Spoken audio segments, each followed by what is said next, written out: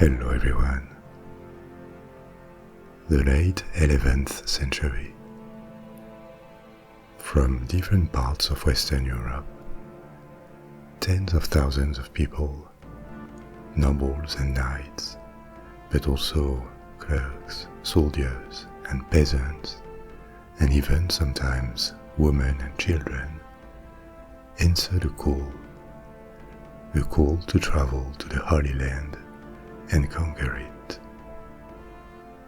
For almost 2 centuries, the call of faith, adventure, sometimes ambition, greed or glory, would motivate Christians to become crusaders and embark on a journey many of them would never come back from.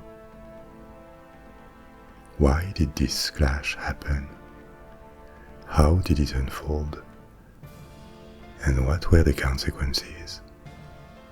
This would be our story tonight, one of power struggles and politics, tragedies, battles, social and cultural change, of rise and fall of states in the Near East, and religious military orders such as the Knights Templar, and many more things. We have a lot to explore, so make yourself comfortable, sit or lie down, and as always, you can follow eyes shut. So don't hesitate to let yourself go and fall asleep. The story will wait for you if you wish to return later. You have timestamps to help you navigate between the chapters, and as always, I invite you to check my Patreon page if you wish to support this channel. There is a link in the description and in the pinned comment down below. And also Spotify, Apple Music or Amazon Music if you prefer to listen to my stories there. Now let the tension go in your shoulders. Take a moment to find the right position for you. We have a joyful fire gently cracking in my study tonight. It is all cozy and just at the right temperature.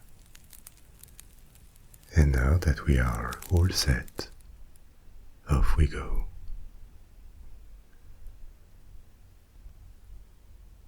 Our story begins in the Old World, more than 900 years ago. But how was this part of the world like at the time? Several centuries earlier, in the 5th century, the Western Roman Empire had collapsed, and Western Europe had fallen into a long period of decline. Demographic decline. Its population had fallen for generations. Economic and urban decline too. Cities had shrunk. A lot of Roman roads, aqueducts and buildings had fallen into disrepair. And Europe had fragmented politically. It took it centuries to slowly rebuild itself. And this period, after the fall of the Roman Empire, is often called the Dark Ages. These were dark times indeed, if we consider the loss of culture, the end of the rule of Roman law, the setbacks in standards of living, the wars, but also a period when new states appeared, and a new type of society emerged. A society of a feudal kind, based on a strict hierarchy that gave everyone a position, an allegiance to a master, a lord, all the way up from peasants to kings. This system had variations and was not always in place there were other political forms like city-states, but for a large part of the European population, it had become the norm by the 9th and 10th centuries. The early Middle Ages was also an eventful period. New states appeared and attempted to recreate political unity, such as the Empire of Charlemagne in the 8th and 9th centuries, that had its center in what would become Germany and France. And for a short time, Charlemagne managed to unite much of Western Europe. Another major phenomenon was the expansion of Christianity to most of Europe, East and West. This had begun before, within the frontiers of the Roman Empire, which had become Christianized in its last centuries. But instead of collapsing with Rome, Christianity survived and managed to convert the invaders, especially Germanic peoples that raised new kingdoms on the ashes of the Roman Empire. By the 10th and 11th centuries, Christianity had expanded far to the north, to Scandinavia, and also to the west, including in regions where Celtic culture had survived for a long time, like Scotland or Ireland, or to the east, in the lands of the Slavs, Eastern Europe, and the Balkans. In Western European regions, like Germany, the Netherlands, France, Great Britain, or the north of Italy and the north of Spain, Christianity, or Roman Catholicism more precisely, was now a major force to be reckoned with, not just politically, or because it had a large network of parishes and bishoprics, but even more socially. It had become central to the life of communities and individuals. You could be a peasant or a lord, a monk or a craftsman. Your entire life in Western Europe happened within the Catholic faith, from birth to death, with rituals and codes of conduct that were determined by the Catholic Church. It doesn't mean every single person was perfectly observant, and it doesn't exclude the appearance of so-called heresies. But to the average regular person, it was unthinkable not to be Christian, and together with their social position, Christianity was the single most important characteristic of their identity, well before their belonging to a country. There was very little sense of belonging to a country back then. Nationalism just didn't exist as a concept. Our perception of the Middle Ages is often based on anachronisms, because much later, modern categories like nations or stereotypes about the supposed obscurantism of the period were forced onto these centuries. For example, the depiction of medieval times tends to oscillate between a very dark take, with dirty people living in an age of violence and absence of laws, or when it is not this, another extreme, a colorful and joyful vision that looks like fantasy almost. But both are clichés. The dark vision may have existed punctually, and it is true that based on our modern tolerance of physical violence, the early Middle Ages, the Dark Ages, were a very harsh, violent period. But war was not permanent. People did not live in miserable huts, and they were actually not that dirty. The typical tavern, for example, in shows or movies, is a dark room filled with warriors and thieves and prostitutes. But in reality, taverns generally doubled as bathhouses, and they were places where people would go to get clean, to clean up. Their clothes were not all grey and black, textiles were dyed in different colors, and people were not toothless either. Their diet was based on grain, vegetables, and occasionally meat or fish, depending on the regions. Nothing that would make them lose their teeth early.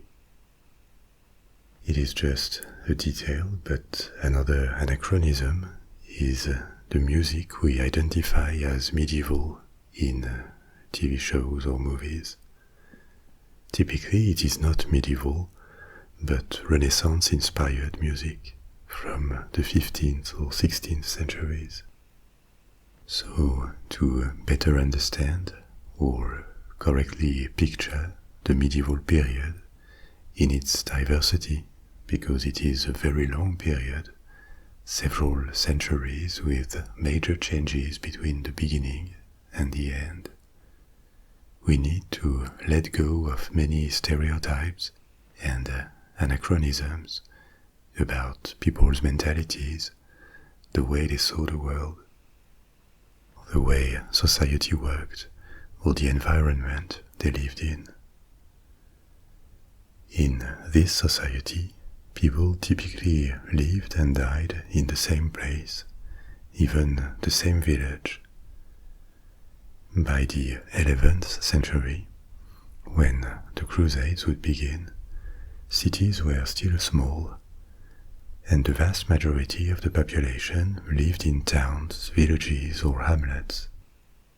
There was a small fraction of society, knights, high nobles, diplomats, or high-ranking members of the church, who were very mobile and traveled across Europe.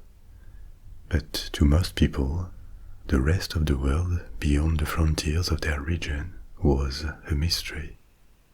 They would never see a map in their life, and the faraway lands, including this Holy Land they heard about, almost existed on another plane. These were not places they were supposed to even go to. I am telling you all this because it is important to understand what will follow. Now that was for Europe. But what about other regions around it? In the east, the eastern part of the Roman Empire had survived, and even for a time it had thrived. When the Western Roman Empire collapsed in the 5th century, the eastern part had been much better preserved from invasions, and overall it was in a better shape. So it tried to recreate, to reconquer the empire. It looked like a gigantic task, but not an impossible one. Roman history had been troubled several times during civil wars, and the reunification had been achieved before.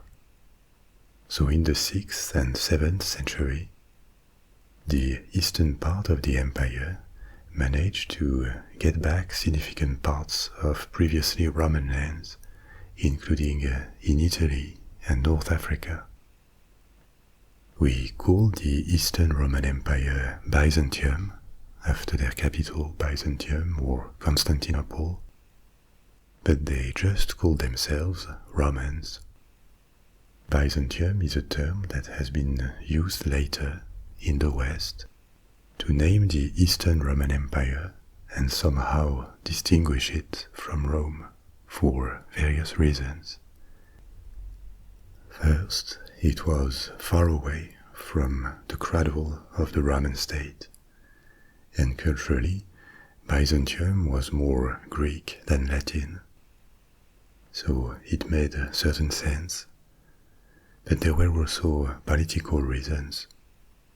The Holy Roman Empire had emerged centered on Germany and the north of Italy. It was not a single state, but a loose confederation, with elected emperors that claimed to be successors of Charlemagne as the new Roman emperors. So calling Roman Empire this surviving state in the east was not convenient, even though on many counts Byzantium was much more Roman than the Holy Roman Empire. And later, there was a religious schism between Rome and Constantinople, separating Christianity into the Roman Catholic and the Eastern Orthodox traditions. Another reason to not attribute the term Roman to Byzantium. In any case, from now on, I would call the Eastern Roman Empire Byzantium, because this is the usual name now and it is convenient. But let's bear in mind that this is not how the Byzantines called themselves. They called themselves Romans. So, at the start, Byzantium managed to get back parts of the Western Roman Empire. But this was short-lived, because Byzantium was facing too many enemies at once on its frontiers. And starting in the 7th century, the most formidable of all, the Arabs. From Arabia, the Muslim conquest had begun a few years after the death of Prophet Muhammad in 632. The Arabs and their new religion, Islam, quickly expanded to the Middle East and North Africa. At the start, nothing seemed able to stop them, and they took a lot of territories from Byzantium, including Egypt, Palestine, and Syria. To the west, the Muslim wave went as far as Morocco and Spain, and to the east, by conversion and conquest, it ended all the way east to Indonesia several centuries later. But after a brilliant century, in the Middle East and Europe, this wave stalled, and the new Muslim empire was hit by political fragmentation. That was the fate of all ancient empires, eventually, and this one was no exception. Rival dynasties emerged within it. During the initial phase of the conquest, the first caliphate, called the Rashidun Caliphate, was ruled by surviving followers of Muhammad. A caliph in Islam is a person considered a political and religious successor to the Islamic prophet, to Muhammad, and therefore a leader of the Muslim world, the Ummah. The caliphate is the institution, the state, the political entity ruled by a caliph. This title was claimed several times along history. It is obviously the highest possible title for a Muslim ruler, for a Muslim monarch. So the first caliphate, the Rashidun, was the one during the very fast initial expansion of the years 640 and 650. By the end of it, the frontiers had reached Tunisia in the west and Persia in the east, and they already included most of the Middle East, leaving only parts of Anatolia, that is to say modern Turkey, to Byzantium. But the Rashidun Caliphate ended in 661, and power went to a new clan, the Umayyads, also linked to the origins of Islam. This clan, the Umayyads, was powerful in Mecca in pre-Islamic times, and actually opposed Muhammad before converting and joining his circle. They had acquired power in Syria during the Rashidun Caliphate, with Damascus as their main city. And when one of them could claim the title of Caliph, they turned Damascus into the new capital of the Islamic world. They continued the conquests, taking a bit more to Byzantium, but mainly to the west. This is when Algeria, Morocco, Portugal, and almost all of Spain joined their empire. The Umayyads ruled for 90 years, until 750, with succession conflicts sometimes, but the unity of the Muslim empire was preserved during this period, and it was still an extremely successful empire. It seemed almost unstoppable. But in 750, another dynasty, the Abbasids, overthrew the Umayyads, and they established a new caliphate, the third one. 12 years later, they moved their capital to a new city, Baghdad, near the ancient site of Babylon in Mesopotamia. And as a caliphate, the Abbasids lasted for several centuries, but centuries during which the Muslim world fragmented, suffered invasions, and the faraway provinces became independent, so that the number of Muslim states increased, and sometimes they were competing or in conflict. At the court of the Abbasids, the Arab heritage was also diluted over time, and the Abbasids adopted a lot of cultural traits and customs of people that had been converted to Islam, especially from the Persians.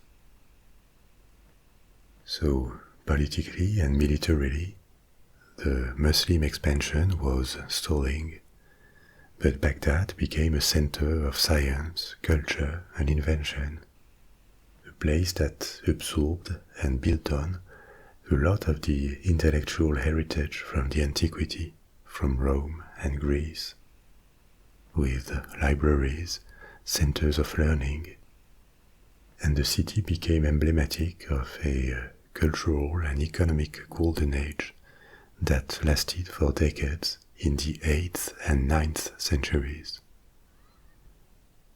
But as I told you, their empire was too large, or they were not strong enough to keep it united. 150 years had now passed since the start of the Muslim expansion, and the initial boost had faded. There were now these competing dynasties for large and wealthy territories, and political considerations or ambitions tended to erase the attachment to unity that had characterized the first decades of the Muslim expansion. So the Abbasids had to cede Spain and Portugal to the rule of the Umayyads, who had sought refuge to the west, and more territories around the Mediterranean Sea and in Central Asia were lost to local rulers who vaguely recognized the authority of the Abbasid caliphs, but in practice were independent.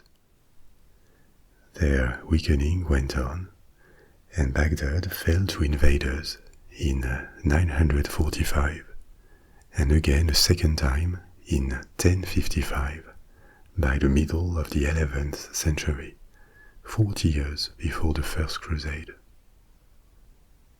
These invaders of the 11th century were the Seljuk Turks, a people and a dynasty from Central Asia. They had converted to Islam, but they were willing to establish their own empire. Eventually, the Seljuk Turks took Syria and Palestine, almost all of Anatolia, and their irruption in the Middle East was a huge blow to the political power of the Abbasids. At the time of the Seljuk invasion, another powerful state, to their west, this one, was the Fatimid dynasty. The Fatimids were of Arab origin, and they are called Fatimids because they traced their ancestry to Fatima, Muhammad's daughter. The Umayyads still had Spain, but the Fatimids had Morocco, and from there they expanded eastward, taking all the coast of North Africa all the way to Egypt and the Red Sea in the 10th and 11th centuries. The Fatimids proclaimed themselves caliphs, and they followed the Shia tradition, as opposed to the Abbasids who were Sunni. So they also were a religious challenge to them. As you know, Shia and Sunni are the two main competing traditions, denominations of Islam, after a schism that happened at the time of Muhammad's succession. So, in summary, this is how things were in the late 11th century when the First Crusade happened. The Muslim world had fragmented into multiple states from Spain to Persia, competing caliphates, and was weakened by wars, especially in the Middle East with the rise of the Seljuk Turks. The Seljuk push did not go unnoticed in the West, because in 1071, 24 years before the First Crusade, the Turks inflicted a big defeat to Byzantium. And Byzantium was seen as a shield between Eastern Europe and the Muslims. And 2 years later, in 1073, the Turks took control of Jerusalem. This was the first root cause of the Crusade. The Seljuk hold on Jerusalem was weak, and later they lost it to the Fatimids. We will see that later. But Christian pilgrims reported difficulties and the oppression of Christians who traveled to the region due to the chaotic situation in the Holy Land. Prior to that, it was not easy, but pilgrims could travel to Jerusalem under Abbasid rule, and Christian communities could continue to exist inside the Caliphate. They were pushed to convert to Islam, and many did. They were discriminated against with special taxes, or their ban from certain functions, but other than that, they were tolerated. Minorities are often the first victims when a state is destabilized, and this was no exception. With the weakening of the Abbasids, the Seljuk invasion, and the lack of order, the situation of Christians in Palestine and in Syria became more precarious. And this was noticed in Rome and Western Europe, because the tradition of pilgrimage to Jerusalem had gained traction in the 11th century. The numbers were small, but more and more Christian pilgrims did the trip to Palestine to visit Jerusalem. The news also circulated because there were trade links between the Italian peninsula, with Venice in particular, and the Middle East, including Byzantium and the Abbasids and Fatimid caliphates. So that was the first motivation to do something about it. And it was amplified by a recent evolution in the doctrine of the Church. Between 1050 and 1080, there was a series of reforms in Rome called the Gregorian reforms, after Pope Gregory VII. These reforms touched on several areas. They included enforcing compulsory celibacy among the clergy, or centralizing a bit more the Roman Catholic Church. And these reforms followed the schism with the Eastern Church that had happened in 1054. The separation of Roman Catholicism and Orthodoxy, the biggest schism in Christianity since its appearance, was still fresh, and so a concern in Rome was to reassert the supremacy of the popes, to proclaim that the Roman Catholic Church was the one and only, and to expand its political influence. The concept of separating political and religious powers is something that was not theorized during the Middle Ages. It was not even a concept. And there were often conflicts of influence between kings or high nobles and the church, the clergy. The Catholic faith was so important in Western Europe that secular rulers were always tempted to intervene in matters of the church. And at the same time, the church had the pretension to be above secular power. This overlap was not specific to the Christian world. As we have seen, in the same manner, Muslim caliphs were at the same time political and religious leaders.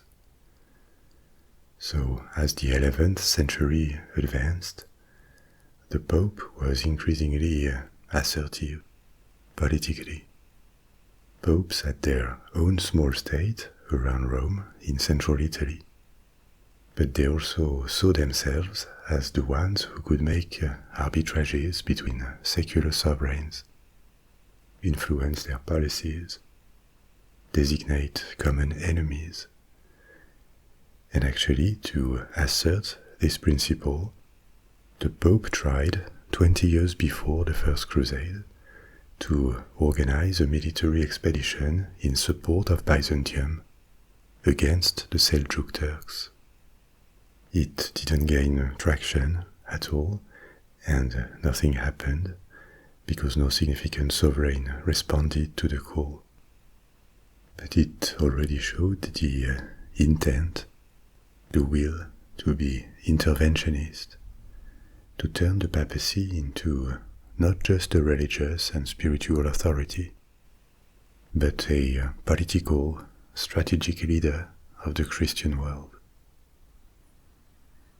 There was the fresh schism with Byzantium, and the two churches, Catholic and Orthodox, had excommunicated each other, but contacts had been kept with Byzantium, and of two evils, the Turks were the greater.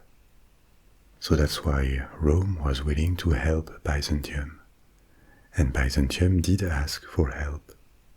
Its situation had become precarious at the time, with almost all of its Middle Eastern possessions now lost. So you had this chaotic situation in Palestine, around Jerusalem, Byzantium asking for help against the Turks that had also taken control of Jerusalem, and the papacy willing to play an active role. There were also maybe other underlying reasons that led to the First Crusade. One was that overall, the 11th century had been a period of relative prosperity compared to previous centuries. It was still a time when what would become European countries and nations were in formation. Italy was fragmented. Spain was mostly occupied by the Umayyads, but in the north of Spain, small Christian kingdoms had begun to push back in what would later be called the Reconquista, the reconquest of Spain against the Muslims. In Germany, also fragmented, the Holy Roman Emperors were trying to assert their power. In France, a new dynasty, the Capetians had been elected to the throne, and even though the kings had limited power, this helped keep France at peace internally. And in England, the Norman invasion had taken place 30 years before the Crusade. The Battle of Hastings was in 1066, and the basis of a new kingdom had been laid. To the north, Viking raids and invasions had turned less devastating, and Scandinavia was being absorbed into the Christian world. So Europe was far from united and stabilized, but it was in a better position to project power outside its limits than at any point since the beginning of the Middle Ages centuries earlier. The climate had also turned a bit more favorable during the 11th century. More arable land had been gained on forests, and slowly but surely agricultural innovations had been developed, like more mills or crop rotation, the practice of growing different types of crops in the same area across a sequence of seasons to spare and rejuvenate the soils, resulting in better yields. All this had allowed demographic growth. And another burgeoning phenomenon was the reappearance of trade routes inside Europe. With a bit more stability, trade between Italy and France or Italy and Germany through the Alps, along the Rhone or Rhine rivers could reopen after centuries, or between England and the continent after the Dukes of Normandy conquered England, or around the Baltic Sea.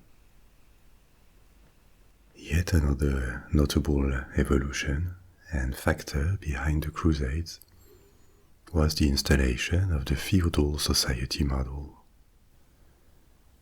It created a kind of caste of warriors whose social function and reason to be was to fight. That made a stock of fighters you could tap into, and it also meant they needed to be used to something when order was restored and there was no immediate threat on the frontiers. What do you do with these people when you are not at war? In that case, it can be tempting, convenient to send them away to avoid the internal threat they could become. So as you see, there were a variety of causes that led to the First Crusade. From the evolution of European Christian societies to the perception of the Islamic threat, the growing medieval tradition of pilgrimages to Jerusalem, the internal conflicts of the Muslims, or the willingness of the popes to be more interventionist and politically active after Gregorian reforms. Historians still debate the weight and interactions between these factors. What is factual is that all this background resulted in one goal in 1095. During a council held at Clermont in the center of France, a council, that is to say, an assembly of bishops. So during this council, Pope Urban II called all Christian monarchs and nobles of Europe to mobilize, to go to the Holy Land and liberate it. Envoys from Byzantium had asked for aid, and on top of all the reasons we already discussed before, the Pope may have hoped that responding positively could help heal the Great Schism that had happened 40 years earlier and help reunite the Church. The mood at the time was to reconciliation, and interestingly, Urban's sermon at this council did not just talk of liberating Jerusalem or the Holy Land. It was quite comprehensive. he talked about the violence of European society and the need to channel or heal it.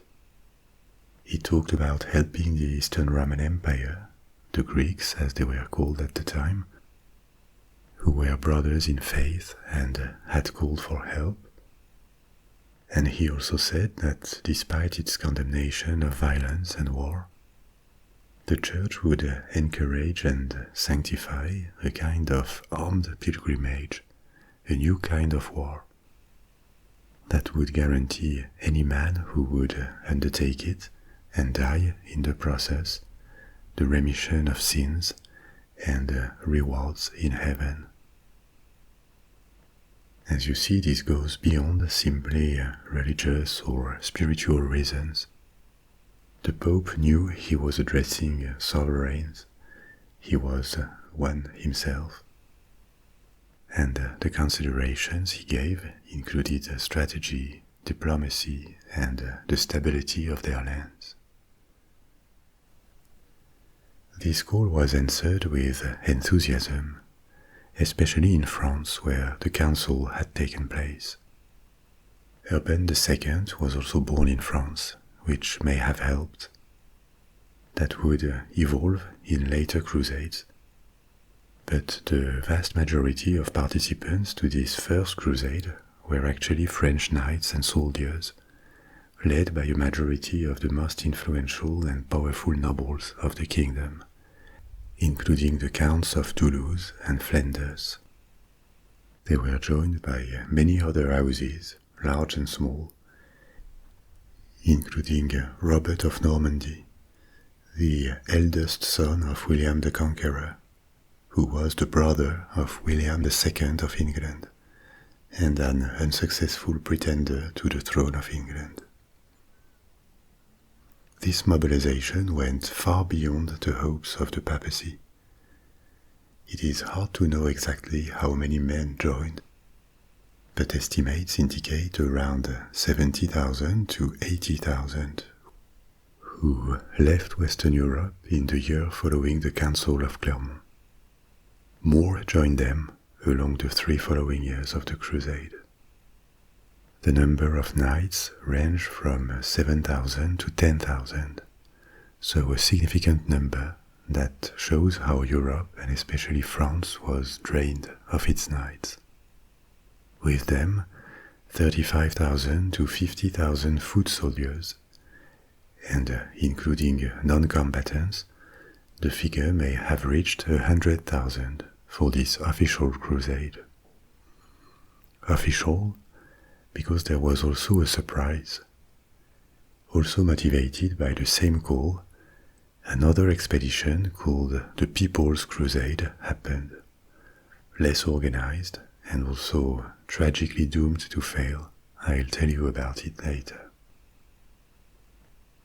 The response to the Pope's call was so enthusiastic that not just nobles and soldiers volunteered. There were also peasants with no fighting skills, monks, or women who wanted to join. 100,000 people only for the official crusade is a huge number for the time. Medieval armies were small. A large battle in Europe at the time pitched a few thousand men on each side. Even 300 years later, during the 100 Years' War, the largest battles between England and France rarely involved more than 10,000 people. So 100,000 is a reflection of the enthusiasm around the expedition.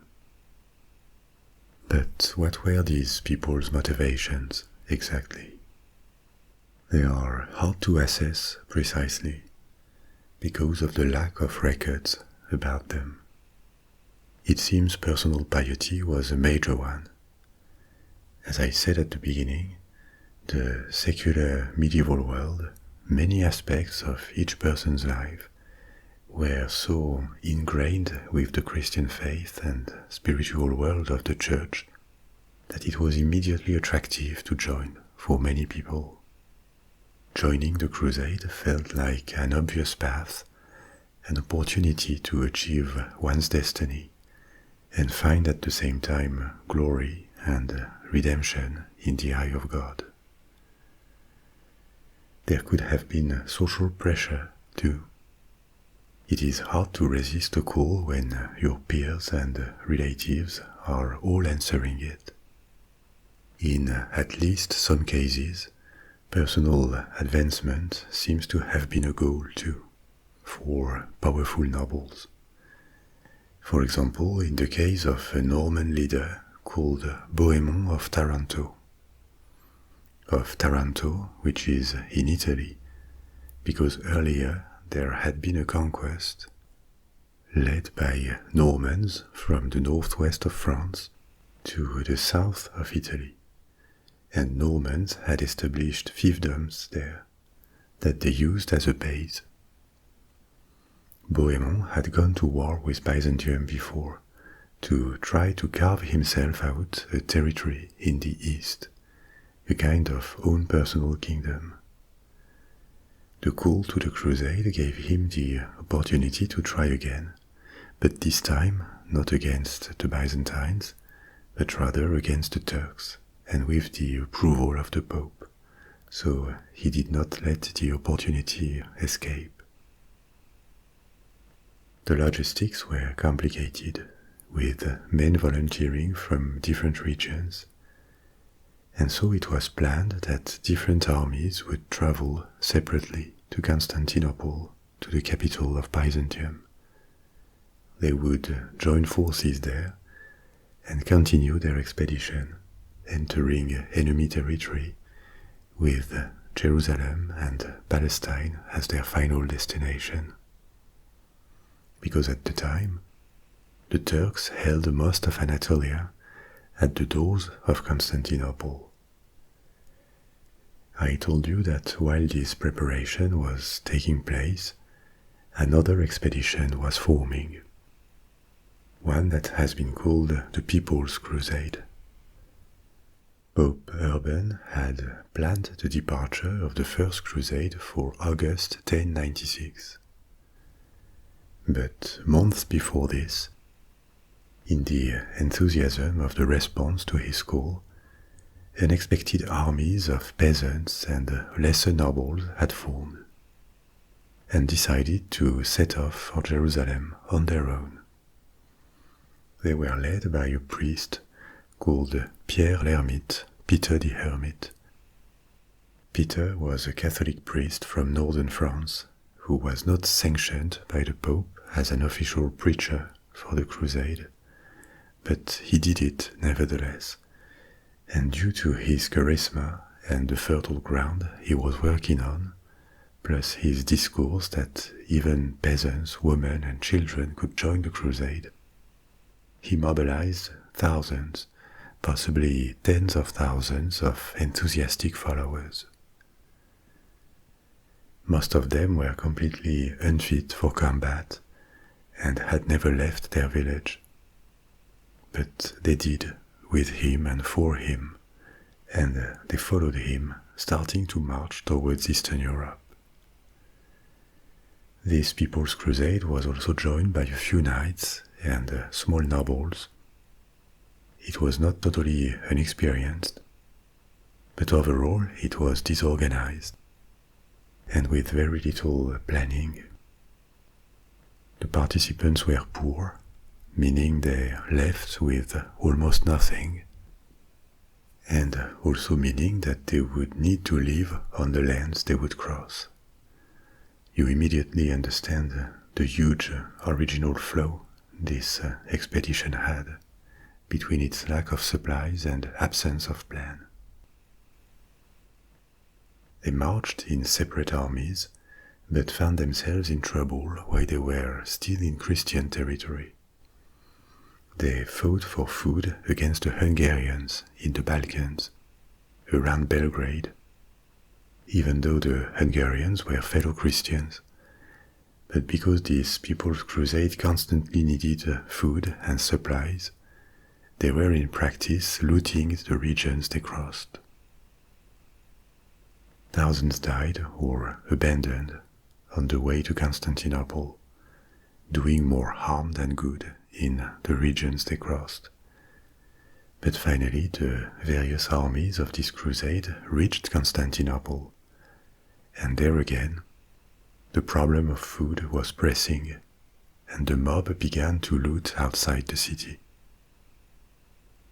The Byzantines tried to control them as much as they could, but the only solution to get rid of this crowd they could not feed and that didn't seem to have much military value was to let them go on and send them fighting. So they helped ferry them to the other side of the Bosphorus, the strait between Europe and Asia Minor, where Constantinople was located.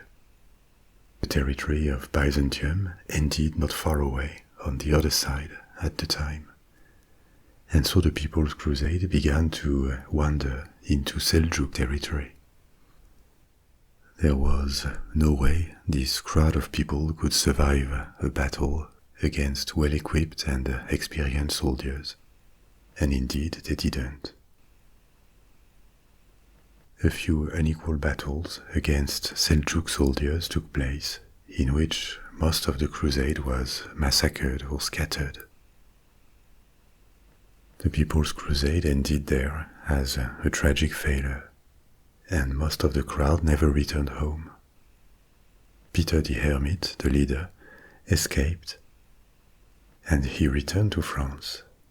There is no record of what he thought or how he was seen after sending thousands to their death in a fit of enthusiasm. He may have founded a monastery, but his trail mostly disappears after 1096. Another unfortunate legacy of the People's Crusade is a series of exactions, of abuses towards Jewish populations in the region of the Rhine River when the expedition crossed it. In the enthusiasm of the crusade, willing to fight and making no distinction between non-Christians, the mobs attacked Jewish communities on their way. One of the numerous attacks against the Jews during the Middle Ages. So that was for the People's Crusade. But as these events were unfolding, the official crusade and its various armies, totaling about 70,000 to 80,000 people, was also approaching Constantinople, and it gathered over several months outside its walls. The Byzantine Emperor, Alexios, was certainly happy to see this vast army of allies join him, but he was also suspicious after the bad memory of the People's Crusade and its lootings. Plus, the official crusade had Bohemond of Taranto as one of its leaders. You remember this Norman lord established in the south of Italy, who had already attacked before Byzantium. So that did not help with trust issues either. And there were tensions between Byzantium and the Crusaders indeed. Alexios demanded they swore an oath to return territories they would conquer to his empire, against his help with food and transportation to Anatolia. Eventually, most leaders accepted and swore the oath. As we will see later, it wouldn't be respected. And the Byzantines helped, but they limited their support to food, supplies, ferries, and a couple generals to assist them. None of the troops that they had more or less promised to contribute to the crusade when they were pleading their case to Pope Urban II. But still, the army could cross to the other side of the Bosphorus. After that, the Crusader army was in enemy territory and would only be able to count on itself. During the first semester of 1097, 18 months after the Council of Clermont, when Pope Urban had called to this holy war, The large army crossed to Anatolia, to Asia Minor. The time for fighting had now arrived. Jerusalem was hundreds of miles away from Constantinople, and the journey would be long, several months at least. The army was several tens of thousands of men strong, and it had multiple leaders without a single authority. These leaders included Raymond IV, the Count of Toulouse, and Adhémar de Monteil, the representative of the Pope in the Crusade. They both had brought a large number of troops from southern France. Another important group from Upper and Lower Lorraine, in what is now the east of France, was led by Godfrey of Bouillon, another noble who had supported the Crusade early on and gathered various noble houses with thousands of soldiers. Bohemond of Taranto was another figure of authority and the most experienced military chief. We already talked about him. He led a group of Italo-Norman troops. There were also various contingents from northern France and Flanders, led by the Counts of Blois, Vermandois, and Flanders, and by the Duke of Normandy, Robert Cuthrose, the eldest son of William the Conqueror. So, as you see, the bulk of troops came from France and around it, and their leaders, with their titles and vassals that also participated in the expedition. This reflected the complexity of the feudal system, with its chains of command based on allegiances. This was barely understandable to the Byzantines, let alone the Turks and the Arabs. So they saw the army as a whole and called the invaders the Franks. For the duration of the Crusades, several generations, this is how the Crusaders would be called on the other side, regardless of where they came from, France or other European countries. I told you the giant army had crossed to Anatolia in the first half of 1097, and they would have to cross Anatolia, then Syria, before reaching Palestine. But marching straight to Jerusalem was not an option. They would have ended up isolated and surrounded in Seljuk territory. On the way there were cities and forts that would have to be conquered. And so their first objective, their first target, was the city of Nicaea, a city once under Byzantine rule, but that had become a main city of the Seljuks. After a few weeks of siege, the city fell, not without big losses on the Crusaders' side. But that was a good start.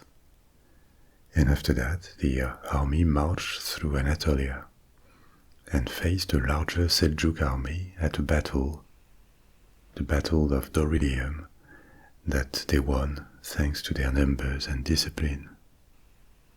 Having defeated the main force of the Turks in Anatolia, they could continue to the southeast in the direction of Syria. But they were faced with two problems. First, the Seljuks practiced the scorched land strategy to weaken them. That is to say, they destroyed all harvests and equipment that could have helped the invaders. So that, as often when large armies were on the move, they had to resort to looting, to pillages, to sustain themselves. And this did not garner support from the locals. Second, the army did not have a single leader. The spiritual and religious authority of Adhémar, the Pope's legate, that is to say, the Pope's representative, was not questioned. But each noble had their troops and did not intend to cede control. There was a degree of cooperation, but ultimately each leader could take their followers in the direction they wanted. And this is exactly what two chiefs did. Baldwin of Boulogne, a brother of Godfrey of Bouillon and Count of Boulogne in northern France, and Tancred, an Italo-Norman leader, nephew of Bohemond of Taranto. They broke away from the main army together, and they went eastward towards the Armenian lands, before marching south to the limit between Anatolia and Syria. Baldwin was well decided to carve himself a territory of his own in these lands, and that's what he did. In a chaotic campaign, he conquered lands around the city of Edessa and assumed the title of Count of Edessa in 1098, establishing the first of the Crusader state. There will be more, as we will see. The county of Edessa was inland around the modern frontier of Turkey and Syria, and it lasted for a few decades.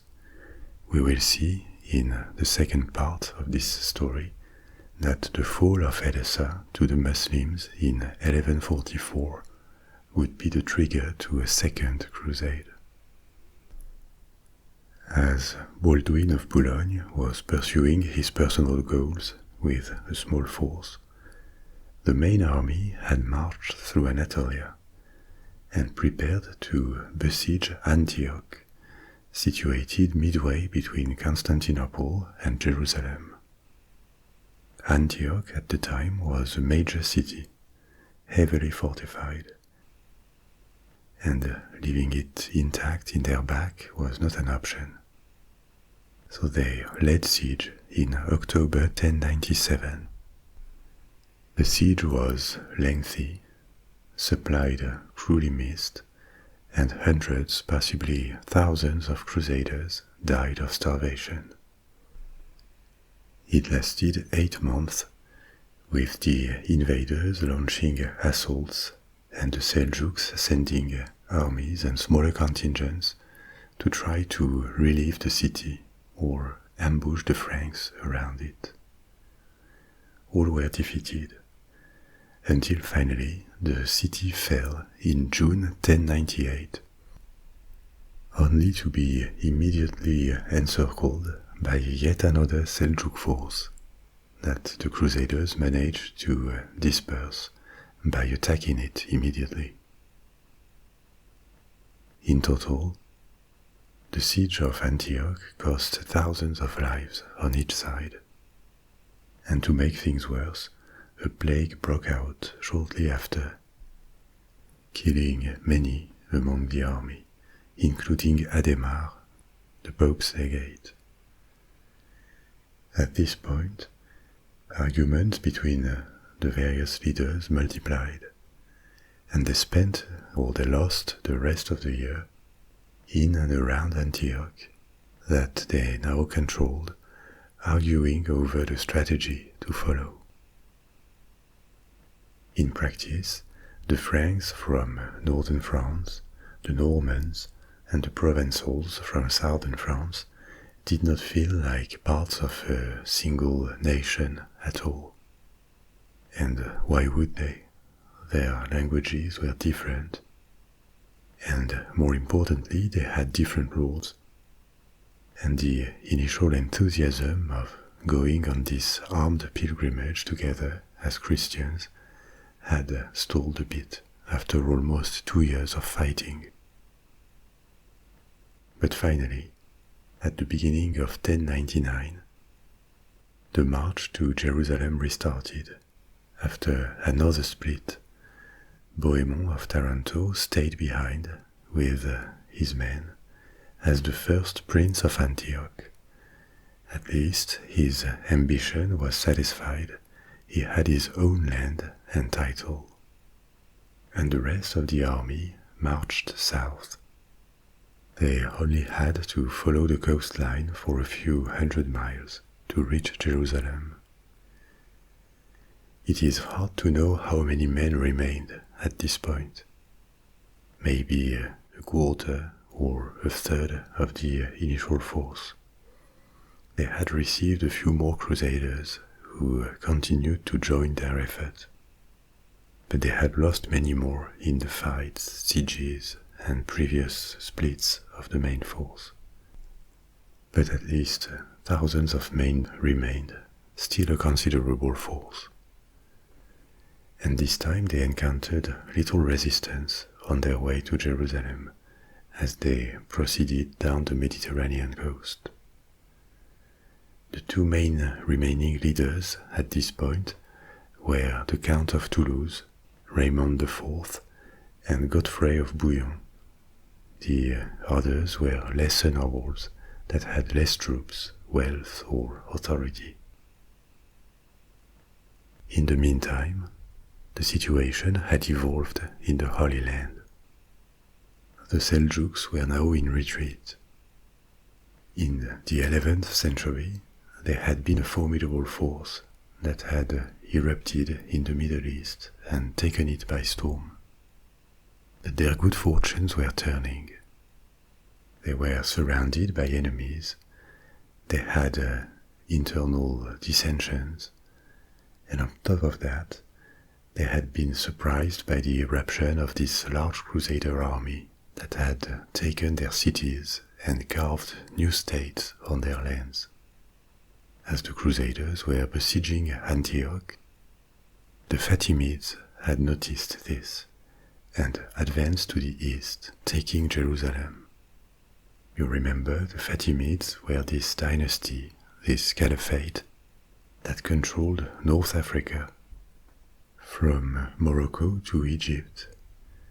And to this, they had now just added the Holy Land, Palestine, and Jerusalem. The Fatimids were not willing to go to war with the Crusaders.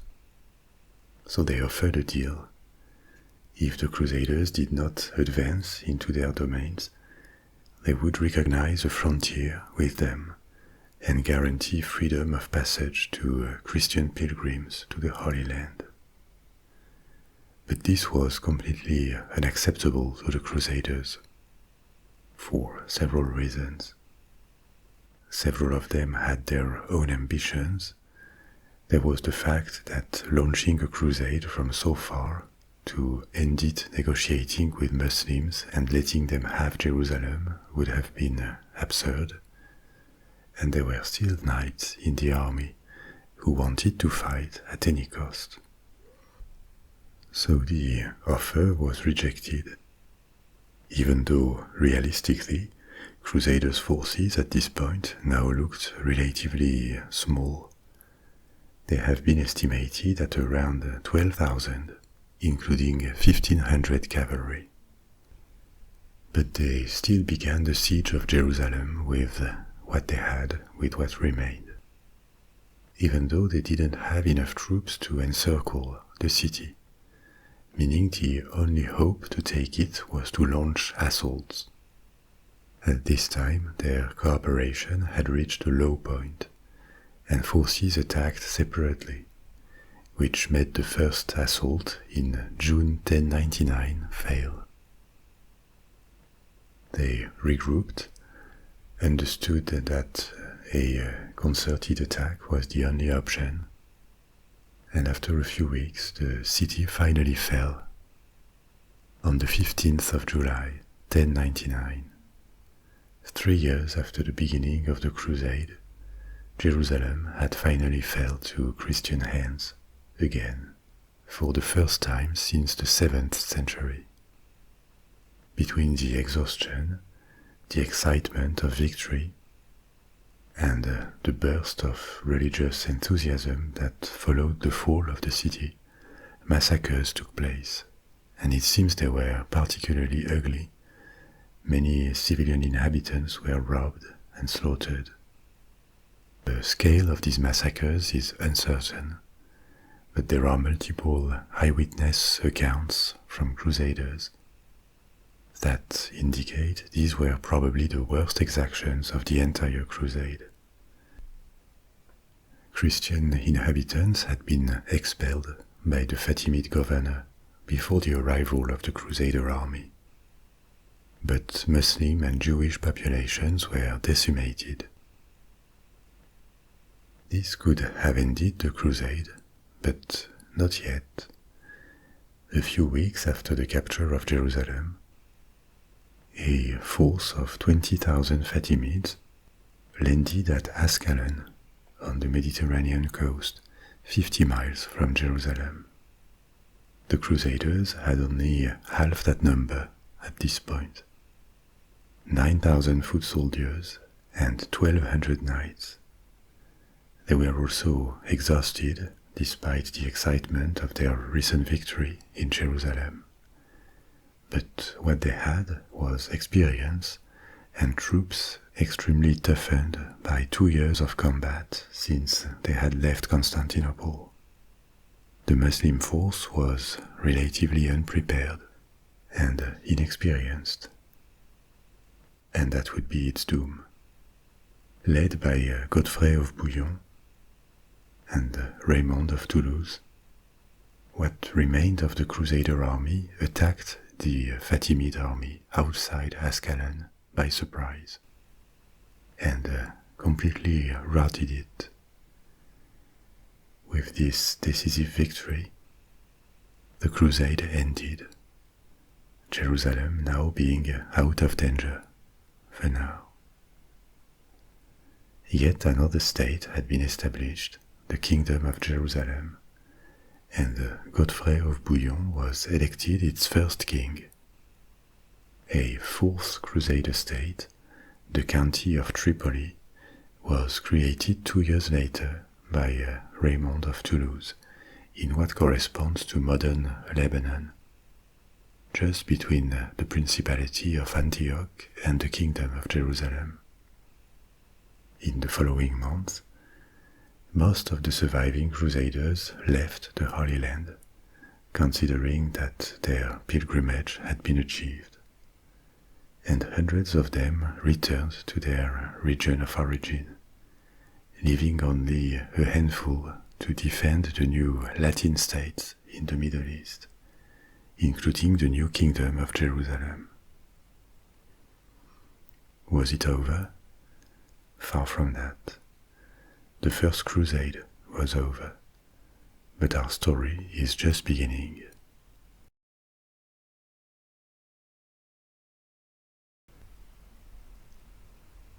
As we saw at the end of part 1, when the First Crusade ended and Crusaders returned, it was considered a major success. And militarily, it was. Despite the rivalries between the leaders of the crusade and all the casualties, the crusade had achieved its goals of conquering Jerusalem, of giving air to Byzantium by pushing back the Seljuks, these Turkish people that had erupted in the Middle East in the 11th century, at the expense of the Abbasid caliphs and at the expense of Byzantium, and finally, symbolically, it was the most significant pushback of Christians against Muslims since the Muslim expansion of the 7th century. But it didn't mean it was a very solid victory, with gains that would be sustainable. First, because the conquest had been brutal. I told you in part 1 about the lootings and exactions of Crusader armies on their way, as they crossed regions like Anatolia, Syria, and Palestine, where lived Christian, Muslim, and to a lesser extent Jewish communities. They didn't gain much popular support. Second, because relations with Byzantium had soared. One of the goals of the First Crusade was to rescue Byzantium, which had fallen to a low point by the end of the 11th century and lost almost all its territories east of Constantinople. Byzantium could take back some of them, thanks to the Crusade, like the city of Nicaea. But relations with the Crusaders were tensed from the beginning, because the Crusader armies demanded food and supplies and threatened to take it by force. Also because Byzantium never provided the military help it had committed to, and it worsened when the Crusaders did not return conquered territories as promised. On top of this, some of the leaders of the Crusade, like Bohemond of Taranto, were former enemies of Byzantium, who had attacked the Byzantines from their bases in the south of Italy before the Crusade. So each side accused the other of treason. And a third reason that made the position of the new Crusader states precarious was that the Muslims had just been repelled. The Middle East was still dominated by powerful Islamic states. In Egypt and the rest of North Africa, there were the Fatimids. Ruling from Baghdad were the Abbasid caliphs, weakened and themselves challenged by invaders, but they still held large regions in Mesopotamia and had influence in the entire Islamic world because of their status, their prestige as caliphs. And there were the Seljuk Turks that had been the main opponents of the Crusaders' army on its way from Constantinople to the Holy Land. They had been defeated several times, but not destroyed, far from that. Their lands were still vast. So in front of these large states with populations of several millions, the few thousand crusaders who had stayed to defend the four Latin states on the coast of the Levant, this wasn't much. The conflict to just hold their positions and secure the frontiers of their small states continued, with a lower intensity after the Battle of Ascalon that I told you about at the end of the previous part. The Battle of Ascalon is when the remains of the Crusaders' army, led by Raymond of Toulouse and Godfrey of Bouillon, repelled the main Fatimid force in Palestine in 1099. After that, there were no imminent threat left, and the First Crusade was considered over. But the war with Muslims went on, and on top of that, another war started quickly between Byzantium and the Principality of Antioch, the one created by their old enemy, Bohemond of Taranto. The Byzantines considered Antioch rightfully theirs, and they were trying to get it back. So, very quickly, the Crusader state called for help. They were ruled by lords who had plenty of ties in France and the south of Italy. They had their own domains there that could provide reinforcement, and they called friends and allies to their rescue, helped by the prestige they had gained during the First Crusade. And they also had support from the papacy, from the Catholic Church. So, in the first years of the 12th century, several expeditions answered and departed Western Europe. From Lombardy in Italy, from the Rhine region and northern France, several armies came to the rescue in 1101. This wave was a total failure. The Turks had regrouped and they decimated these rescue armies on their way in Anatolia. before they even reached the Crusader states. There was another expedition coming from Norway this time, between 1107 and 1110. Rather than a rescue operation, it was an armed pilgrimage by the Christian king of Norway, Sigurd Jorsalfar. This Norwegian expedition was more helpful. It arrived by sea and avoided the very dangerous route through Anatolia. It could help the Crusaders in a siege to take the city of Sidon on the coast of modern Lebanon. In the years 1110, the Seljuks intensified their attacks, especially against the county of Edessa, and the call for help from Crusader states became structural, constant. They needed a flow of knights and foot soldiers just to keep existing. Another significant relief effort was the so-called Venetian Crusade of 1122 to 1124. This can get a bit confusing. There are several main crusades, 8 in total, that happened over 2 centuries. But these main crusades got a number because they were initiated by high lords or kings with vocal support from the popes, and they were relatively large-scale operations.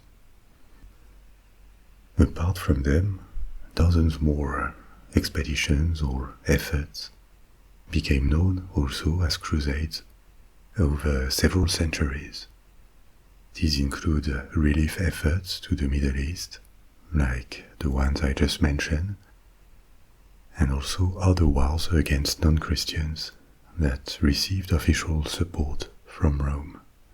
That included the war in Spain, the Reconquest, the Reconquista, against the Umayyads. This struggle was proclaimed a crusade in 1123, that is 24 years after the fall of Jerusalem in the First Crusade.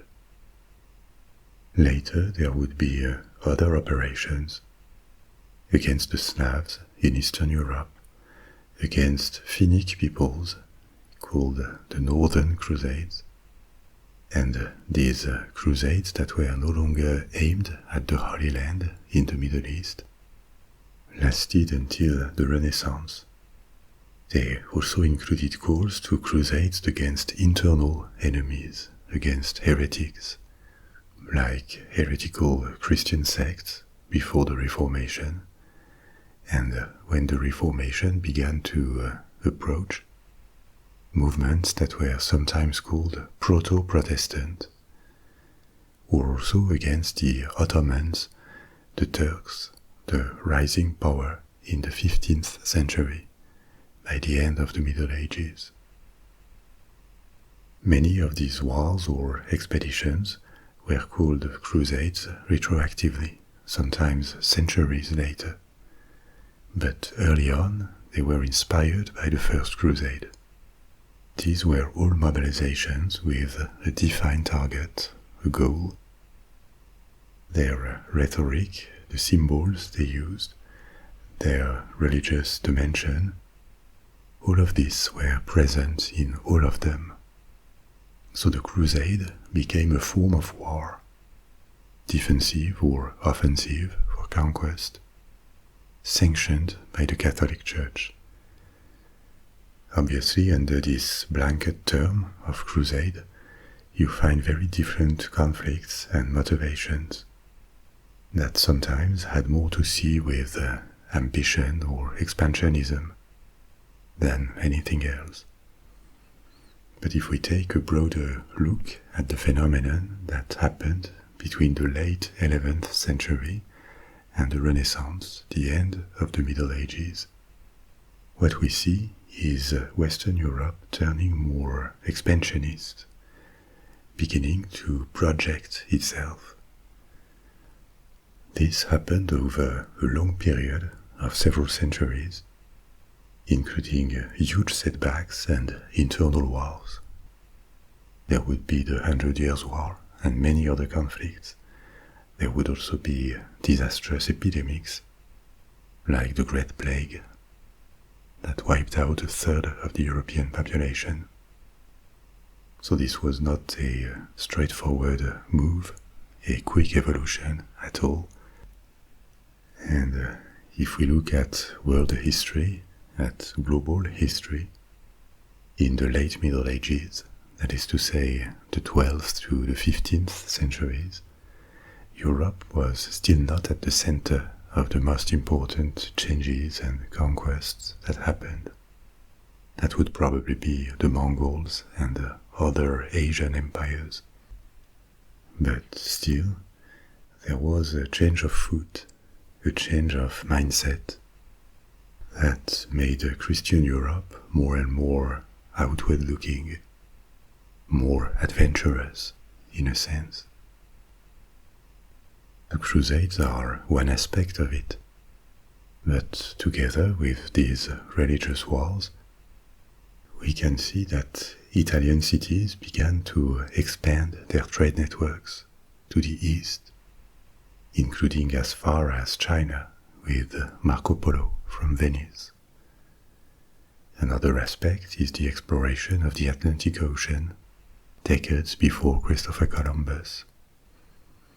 And even internally, despite the devastation of plagues and wars, there was a long-term growth of cities, a slow increase in the yields of agriculture, and systematic gains of arable lands on forests. This was very slow and imperceptible from one generation to the next. So there was no sense of linear progress at all at the time, and there was no systematic expansion strategy.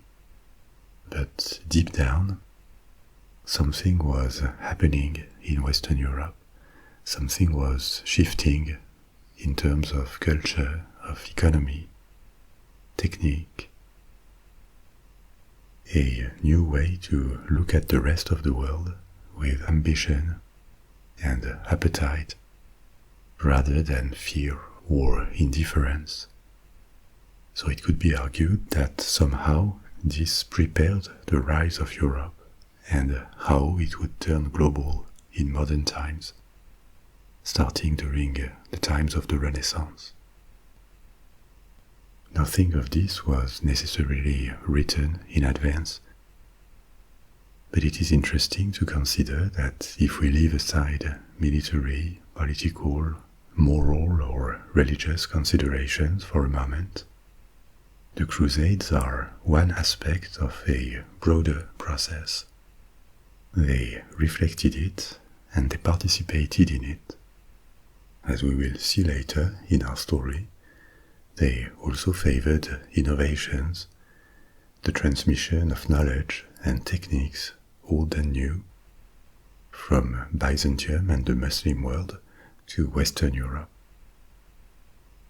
To conclude on this aspect, this is why historians specialized in the Middle Ages reject this perception that it was an age of stagnation or pure obscurantism, and with good reasons.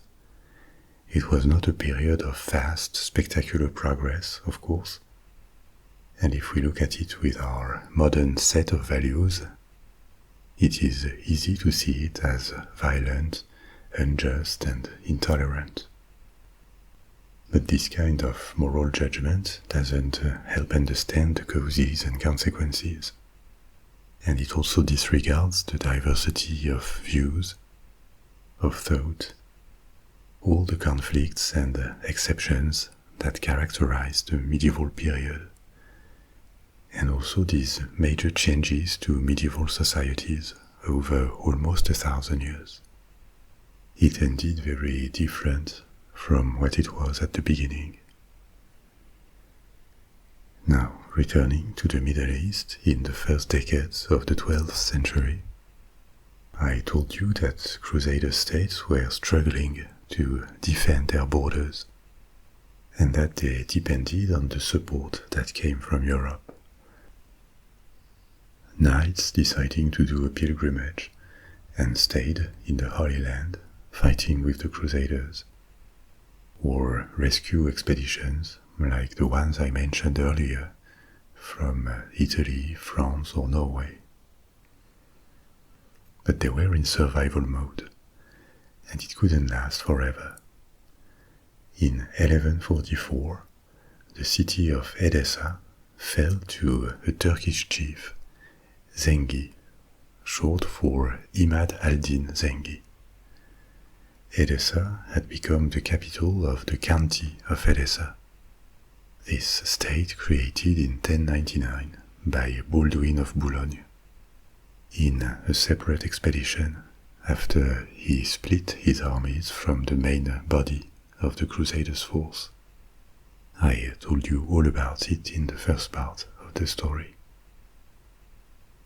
There had been highs and lows in the struggle of Crusader states, but this, the fall of Edessa, and the actual elimination of one of the four Crusader states, this was the biggest blow to date since 1099.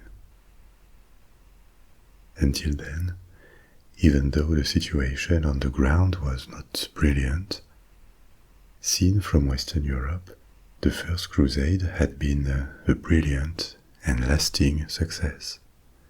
45 years after the conquest of Jerusalem, Christian states still held the coast of the Levant, from Syria to Palestine. So the fall of Edessa was a wake-up call. The work of the First Crusade was at risk of being completely undone. And interestingly, the conqueror of Edessa, Zengi, introduced a strong religious rhetoric in his campaigns against Crusader states to mobilize troops and rally support. The Muslims had perceived from the start of the First Crusade that to the Christians it was a religious war first and foremost. But as we saw in part 1, Anatolia, Syria and Palestine were plagued by wars and invasions during the 11th century, long before the arrival of the Crusaders. So, to the Muslims, this was another invasion to face, yet another actor in the Near East alongside the Byzantines, the Fatimids, the Abbasids or the Seljuks. Until Zengi, there was no large mobilization on the Muslim side using religious rhetoric. No attempt to turn this conflict into a holy war around the control of holy places. Even though, to the Muslims, Jerusalem was also a sacred city, the third holiest after Mecca and Medina.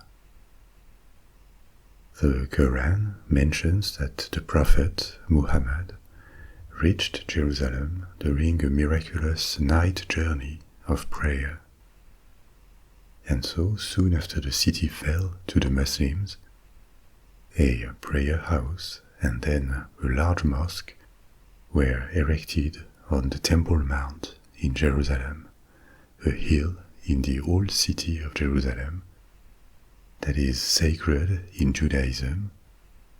This is where the tradition locates the first temple built by King Solomon and the second temple that was built in the 6th century BC, after the first one was destroyed by the Babylonians. The second temple was also destroyed by the Romans in the 1st century BC. And its remain, the Western Wall, also known as the Wailing Wall, is holy to the Jews due to its proximity to Temple Mount. It has become a place of pilgrimage, we could say by default, because the most sacred site in the Jewish faith lied behind it, it was the inner sanctuary of the temple, where, according to the Hebrew Bible, God's presence appeared, and the Ark of the Covenant was kept. The Western Wall became a symbol of all that had been lost. So, when Jerusalem fell under Islamic control in the 7th century, during the First Caliphate, a small monument was erected there on the Temple Mount. And later, the Umayyads, during the Second Caliphate, another thing I told you about in part 1, the Umayyads ruled the Muslim Empire for 90 years, from their capital in Syria, Damascus. So the Umayyads ordered a large mosque to be built, Al-Aqsa. Al-Aqsa means the furthest, a reference to the distance between Mecca and Jerusalem, and also the supreme. This site and the Al-Aqsa Mosque received a lot of attention from the 8th to the 11th century, from different Muslim rulers, which cemented the importance of Jerusalem to the Muslims. The mosque was destroyed twice by earthquakes in the 8th and in the 11th centuries, but each time it was rebuilt. When Jerusalem fell to the Crusaders in 1099, Al-Aqsa had been rebuilt 60 years earlier by the Fatimids, who had controlled the Holy Land for a good part of the century. The modern mosque still has this 11th century outline, but it looks different now, because many renovations, repairs and expansions were undertaken over the following 1,000 years by the different controllers of the city, including the Mamluks and the Ottomans. So that's for the importance of Jerusalem in Islam and Judaism. Now for Christians, Jerusalem is mentioned abundantly in the Old and New Testaments. The Old Testament, obviously, because it is the translation of Hebrew texts, and the New Testament, because it is in Jerusalem that the New Testament tells of the last days, the death and resurrection of Jesus Christ. So from the 4th century, that is to say when Jerusalem was Roman, the Church of the Holy Sepulchre, was built in the Old City. It is believed to be built on the sites of Jesus' crucifixion and the site of his tomb, the place of his resurrection. The church was also damaged, rebuilt and renovated multiple times since the 4th century, and this was, and still is, the first destination of Christian pilgrims to Jerusalem.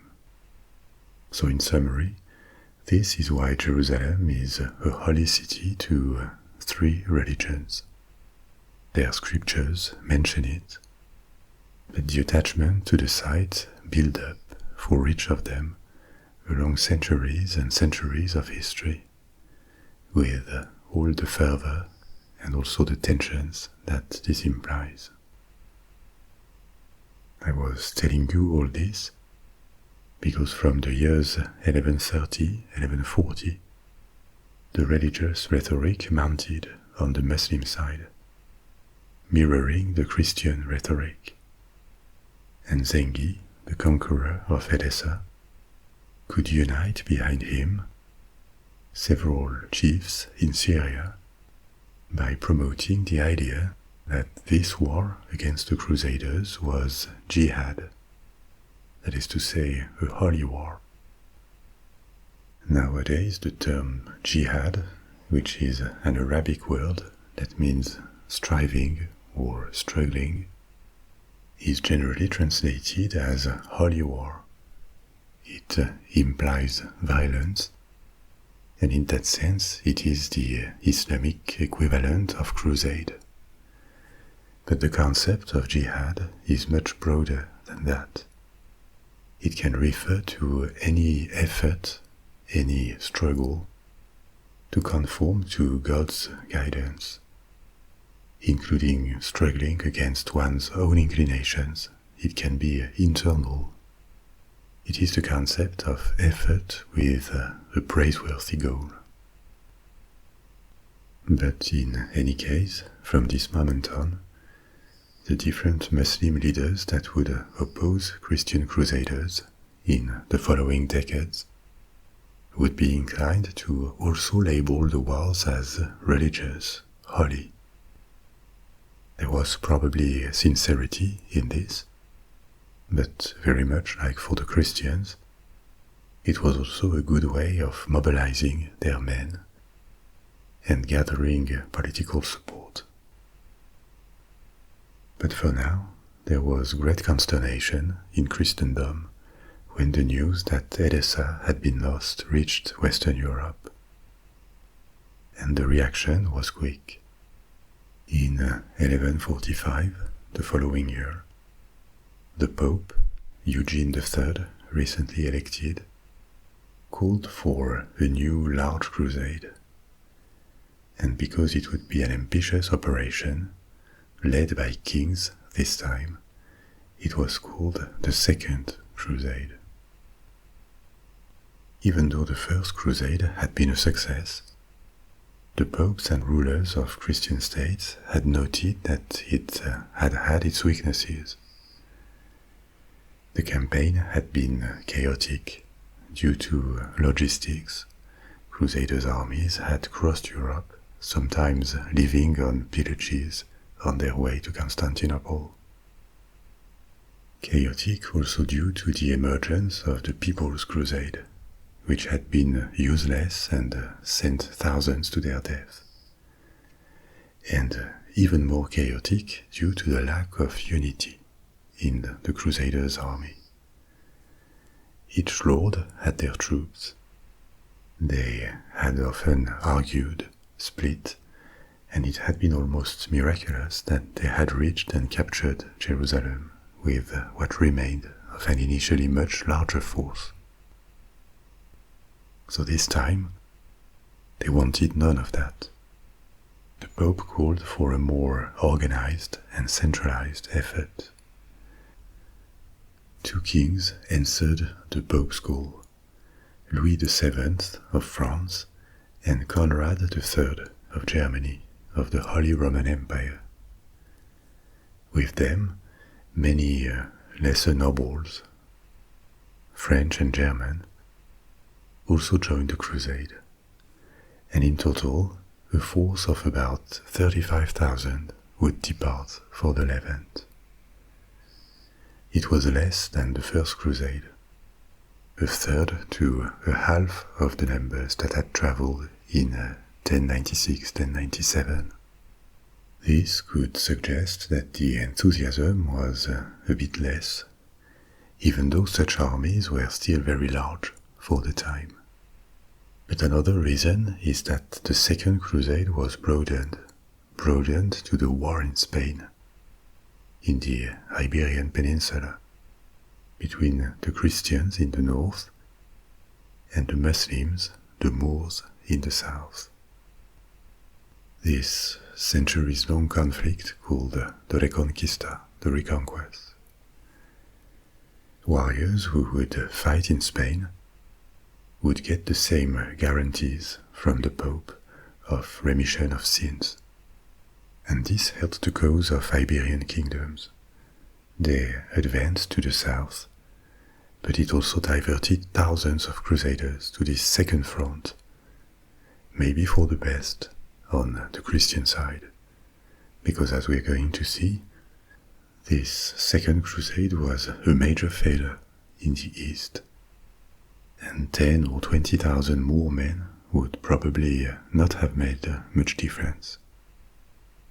But in the Iberian Peninsula, an army came by ship from England, a combined force of 13,000 Flemish, Dutch, Norman, English, Scottish, and German crusaders.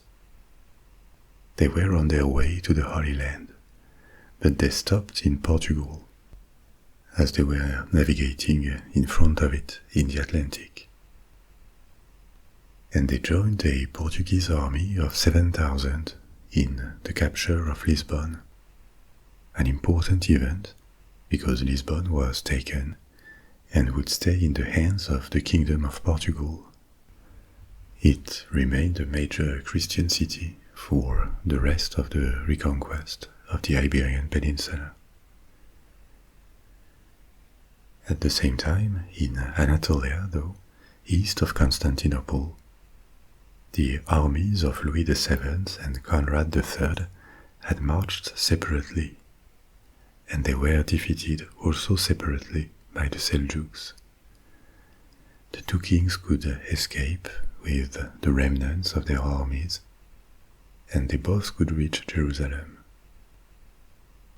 From there they participated in an attempt to siege Damascus in Syria, which also failed, and they did not even try to reach Edessa and retake it. After that, the armies they had brought were lost, and this made very little difference in the Levant. The county of Edessa would never reappear, leaving only 3 Crusader states: Antioch, the Principality of Antioch, and the county of Tripoli, both under huge pressure from the Muslims, and the larger kingdom of Jerusalem.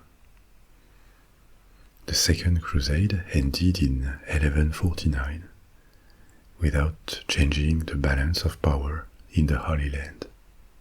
And if anything, it showed the Muslims that the Crusaders could be defeated even in large numbers, something that had not really happened until then. The First Crusade had won all its large battles, even when it had suffered big losses in the process. But the Second Crusade was terribly unsuccessful. Now, apart from regular armies and relief expeditions, another type of organization was gaining importance in these Christian states: religious military orders, such as the Knights Templar, the Knights Hospitalier, or the Order of the Holy Sepulchre. What were these orders, and why were they relevant? Military orders were religious societies of knights created to defend Christendom, and their members were not part of the clergy, but they took religious vows, such as vows of poverty, chastity, and obedience. And they would not fulfill their commitment through a life of prayer in a monastery, but as fighters, either to protect pilgrims or as combatants to defend the church or expand Christendom. The orders owned houses called commanderies, and they had a strict hierarchy, with a Grand Master at the top. This kind of organization was not exactly born with the Crusade. They appeared shortly before the First Crusade. In 1053, so a bit more than 40 years before the First Crusade, the Pope, Leo IX, created one, the Knights of St. Peter, and he did this to counter the Normans. I mentioned in the previous part that there were Norman incursions, expeditions, to the south of Italy in the 11th century. They ended up establishing fiefdoms there, and so it is in this context that the First Order was founded as a militia to counter this Norman invasion. From the beginning, the popes, the Church in general, saw these orders favorably as a way to channel the devotion of European nobles toward achieving their temporal goals. so they encouraged such orders by recognizing them.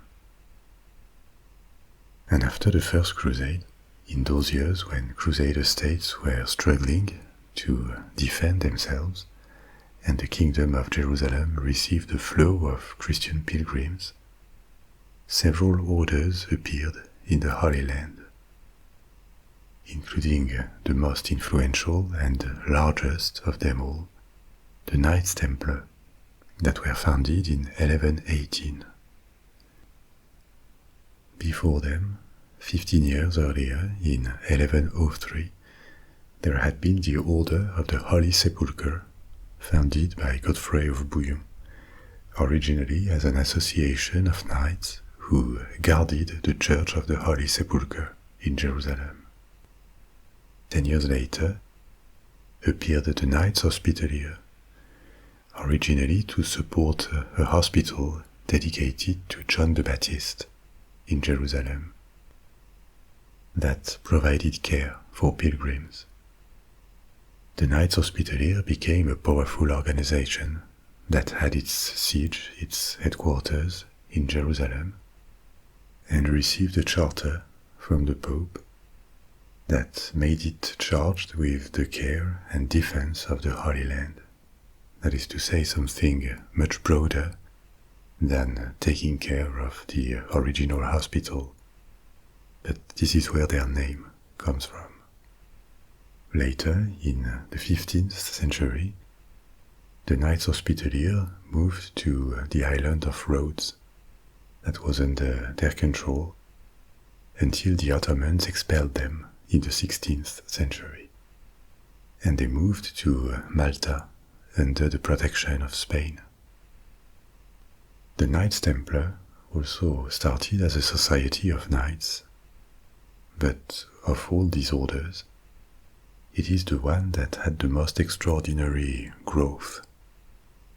Temple Knights wore distinctive white mantles with a red cross, and from the years 1150, after the Second Crusade, they increasingly engaged militarily in many of the battles and sieges in the Holy Land. As the order became significant as a military force in the Levant, it also opened more and more headquarters, commanderies, across Christendom, becoming a kind of multinational organization tied to the Crusades.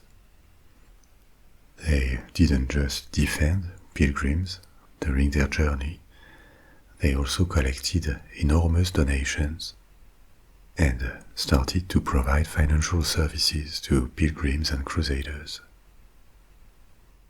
For example, European nobles who needed to fund their journey to the Holy Land could sell them or mortgage them their assets. They received a voucher, a letter of credit, that they could easily take with them, and once arrived in the Kingdom of Jerusalem, or during their journey, they could obtain money, equipment, or accommodation. Thanks to their credit with the order, they could just go to any commandery of the Knights Templar. This is the oldest known example of international financial services. So the Knights Templar became extremely wealthy as an order, and even became bankers to the kings. At the peak of their order, there were 15,000 to 20,000 members, but only 10% of them were knights, who actually fought. The other 90% were non-combatants, administrators, and people in support positions. Individually, the members owned nothing. They had taken vows of poverty, and the order provided for them. But the order itself, the organization, was rich, so rich that it began buying land and properties. It granted loans, it managed farms and vineyards, It even became involved in manufacturing and trade, quite far from its original vocation. At one point, the Knights Templar even owned the entire island of Cyprus. And this is why some historians have called the Knights Templar the first example of multinational corporation. They had started as a religious order, but in a matter of decades, they had turned into something else, or at least much more than a society of pious knights. Still, this human and financial contribution helped keep the Christian presence in the Near East alive for the remainder of the 12th century. But their wealth and power ultimately became their downfall. In the early 14th century, that is to say almost 200 years after their foundation, most of Christian holdings tied to the Crusades had been lost. We will see that later with the story of ulterior crusades. And so the Knights Templar had become more and more an Europe-based organization. Their original reason to be had vanished, or weakened at least, but the order was wealthier than ever. They were international, but their center of gravity was in France, and the order had lent a lot of money to the king, Philip IV, to fund his campaigns, especially since at the time Philip IV was at war with England. The crown had no means to repay that debt, and found itself in financial trouble. At the same time, the Pope, now based in Avignon, in the south of France, and no longer in Rome, was under strong influence from the French crown, and also had reasons to resent an order that had become too powerful and influent. Why had the popes left Rome? Because in the early 14th century, Rome was out of center and had lost importance as a city. And also the King of France, Philip IV, wanted to keep the papacy close at hand, and was in a position to demand it. The city of Avignon, in the southeast of France, was seen as a better strategic location for the papacy. It was connected to Western and Northern Europe, the heart of Christendom, by the Rhone River. The city was already significant, developed, and so between the need to find a siege for the popes and the pressure from Philip IV, who was in a strong enough position to make demands, an agreement was found to have the popes living in Avignon with their court. This arrangement lasted for almost the whole 14th century, after which there was a conflict in Christendom, a schism, with competing popes in Avignon and Rome, until the papacy reunited and returned to Italy. So in the years 1300, the Knights Templar had at the same time the King of France and the Pope turning against them, which would be their downfall. Claims were made against the order, without any actual evidence, but very serious claims, telling that the Knights Templar had turned unchristian, that they forced recruits to spit on the cross, that they worshipped idols, or that they engaged in indecent kissing or homosexual practices. This was all meant to discredit them and justify the suppression of the order. These claims and the secrecy of the order installed different legends around the Knights Templar. That they would have hidden a fabulous treasure that was never retrieved, or that they worshipped a mysterious deity called Baphomet. I will tell you about all this in an upcoming mystery story. But more concretely, the consequence was the elimination of the order and the seizing, the confiscation of its possessions that bailed out Philip IV. The Grand Master at the time was a man called Jacques de Molay, and with his close circle, all the leaders were executed. Then thousands of other Templars were either arrested and tried, but most of them were not convicted, or they joined other orders, and some even just returned to civilian life without more consequences, now that their order had been dissolved. Returning to 1149 and the failure of the Second Crusade, we had left the three Crusader states on the defensive. But after 50 years of existence, they were now part of the landscape in the Levant, and their relative weakness left them no other option than find alliances, including with Muslims. As we have seen before, the Muslims were not unified at all. There were the Fatimids in Egypt, the Seljuk Turks, themselves with different and competing factions, the Abbasid Caliphate, with its capital in Baghdad, trying to hang to its territories, and all these factions were in competition. The conqueror of Edessa, Zengi, the one who had eliminated the county of Edessa and triggered the Second Crusade, had died. But he left behind a dynasty, the Zengids. The new Zengid ruler, Nur ad-Din, managed to unify Syria. But he was also at war with other enemies, and so an alliance was formed between the Zengids and the Kingdom of Jerusalem.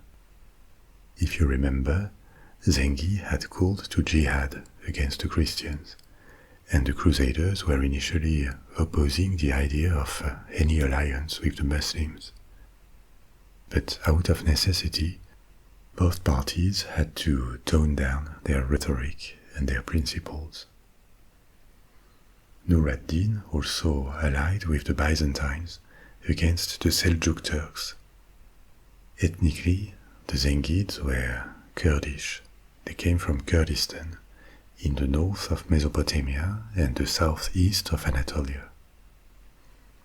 By the middle of the 12th century, they were a rising power in the Middle East, holding large territories in and around Syria, including Damascus, the main city. The Zengid monarch, Nur ad-Din, tried also to gain influence at the court of the Fatimids, and so he sent to Egypt one of his generals with the general's nephew, who would soon become famous and very powerful under the epithet of Saladin.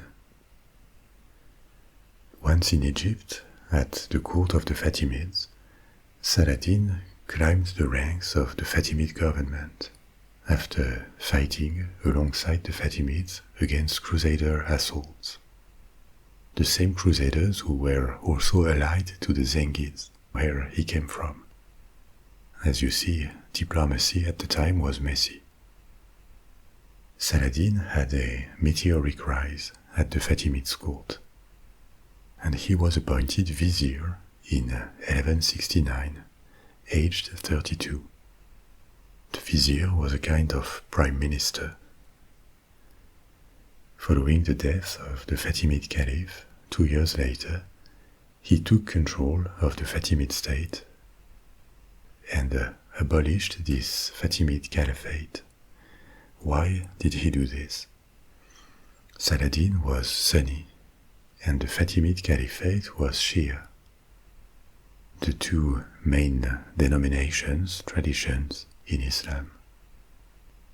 For decades, there had been this competition between two rival caliphates, the Shia Fatimids in North Africa, and the Sunni Abbasids in Mesopotamia. Saladin realigned the Fatimid state with the Abbasid Caliphate. He recognized the religious authority of the Abbasid Caliph in Baghdad. But he didn't cede control at all. He kept control of the Fatimid state, pacified it, and turned against the Kingdom of Jerusalem in the years 1170. In 1175, aged 38, he expanded to Syria against the Zengid faction he had originally come from. And after brilliant military operations, he took control of Syria. He was on good terms with the Abbasids, having abolished the Fatimid Caliphate, and the Abbasid Caliph proclaimed Saladin Sultan of Egypt and Syria. He was now at the head of a state almost entirely enveloping the three surviving Crusader states. The rise of Saladin and the unification of a big chunk of the Middle East under him was terrible news for the Crusaders. They had been able to exploit the divisions of the Muslims during the First Crusade and the following decades. But now the Muslims were unified, at least the ones they were in contact with, and with a powerful and astute master at their head, who was well decided to expel them. The Kingdom of Jerusalem would mobilize everything it had to survive. But its situation now looked very complicated, almost tragic.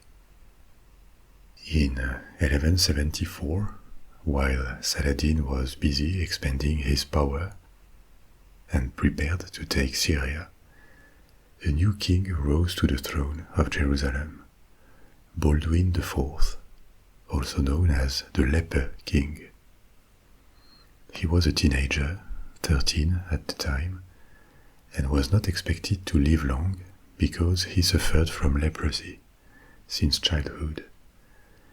And along his life, his hands and face became increasingly disfigured. Despite this, and to almost everyone's surprise, he showed considerable determination and fought in battles personally, despite gradually losing sensation in his limbs. In 1177, against all odds, the Crusaders repelled the forces of Saladin at the Battle of Montgisard, even though they were outnumbered. Baldwin was 16 at the time, and he participated in this battle, and earned a lot of prestige with this victory. His courage despite his condition, plus the fact that he was progressively disfigured by leprosy, this created an aura of respect and admiration around him, which did a lot to prolong the days of the Kingdom of Jerusalem. Against the forces of Saladin, but also against internal feuds and conspiracies between nobles who were anticipating his succession.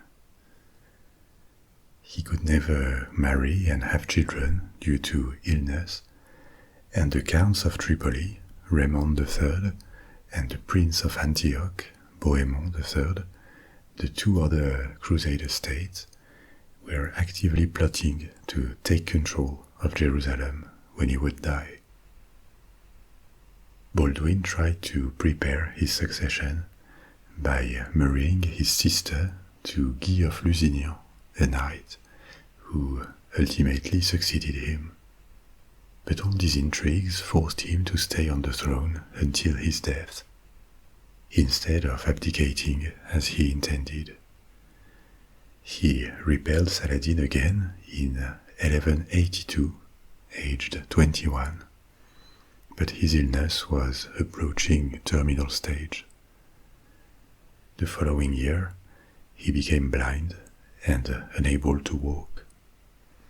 He died in 1185, aged 24.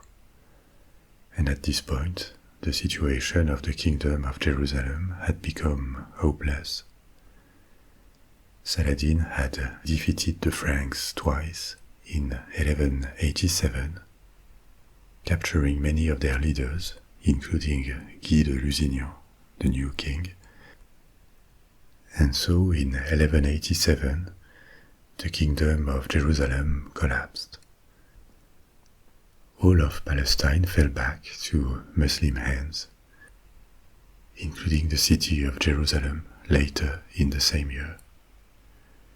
After 88 years, the Holy City was lost, and the legacy of conquest of the First Crusade was almost erased by this loss, save for the existence of the Principality of Antioch and the County of Tripoli, now reduced to enclaves with little space around their capitals. The news of these disasters reached Europe in 1187 and 1188, and like after the fall of Edessa 43 years earlier, it caused a big commotion. The Pope, now Gregory VIII, urged all Christians to take up arms and go to the aid of their brothers in faith in the occupied Kingdom of Jerusalem. So in practice he called for a new crusade, the third one, to be led by Frederick Barbarossa, Holy Roman Emperor, and Richard I of England, better known as Richard the Lionheart. They were joined by a third king, Philip II of France. This trio, at the time, were the three most powerful sovereigns of Christendom, and hopes were that their combined strength would be able to repel Saladin and restore the Kingdom of Jerusalem. But who were these three kings? Frederick Barbarossa, in 1188, had been the Holy Roman Emperor, that is to say, the elected head of this confederation of small states in Germany and northern Italy, for 32 years, and at the time of the call for the Third Crusade, he had considerable authority. He was 66, a very respectable age for the time, but apart from his longevity, he had shown great ambition, military skills, and political ability for 3 decades, which made him appear almost superhuman to his contemporaries. Barbarossa, which means red beard in Italian, is a nickname he got after campaigns in Italy. His emperor name was Frederick I. As Holy Roman Emperor, and with his own fiefdoms, he could raise thousands of men, and he traveled to the east with 12,000 to 20,000 troops, including 3,000 to 4,000 knights. Richard I was younger, 31, in 1188, and he actually became Richard I of England the following year, in 1189. But when he took the cross, that is to say, he joined the crusade, he was already the ruler of large territories in France. He was Duke of Normandy, Aquitaine, and Gascony, and Count of Poitiers. All of these were in the west of France. It is another story, but you remember King Louis VII of France in the Second Crusade. His wife was Eleanor of Aquitaine, heiress to large lands in the southwest of France. Louis VII and her became estranged and their marriage was finally dissolved.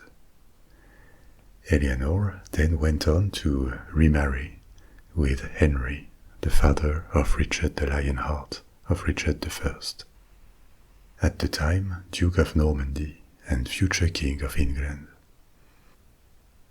As a result of their union, almost a third of France, Normandy, Poitou, Aquitaine, Gascony, became possessions of the same family, the House of Plantagenet, which happened to also be kings of England, since the Dukes of Normandy, since William the Conqueror, had taken the throne, the crown of England.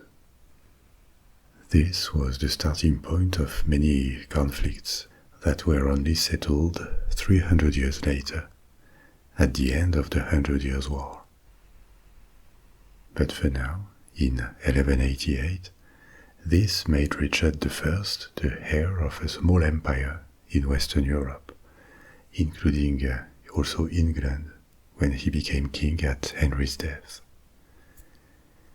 Even before departing for the Third Crusade, Richard had already acquired a reputation as a military leader, and his fame would only grow during the Crusade, as we will see. The third king was Philip II of France, also known as Philip August, another major figure of medieval history. His reign would be long, more than 40 years, and when he departed for the Crusade, he had been reigning for 8 years only. Philip was well decided to reinforce royal power in France, at the expense of his vassals, the various lords of the kingdom.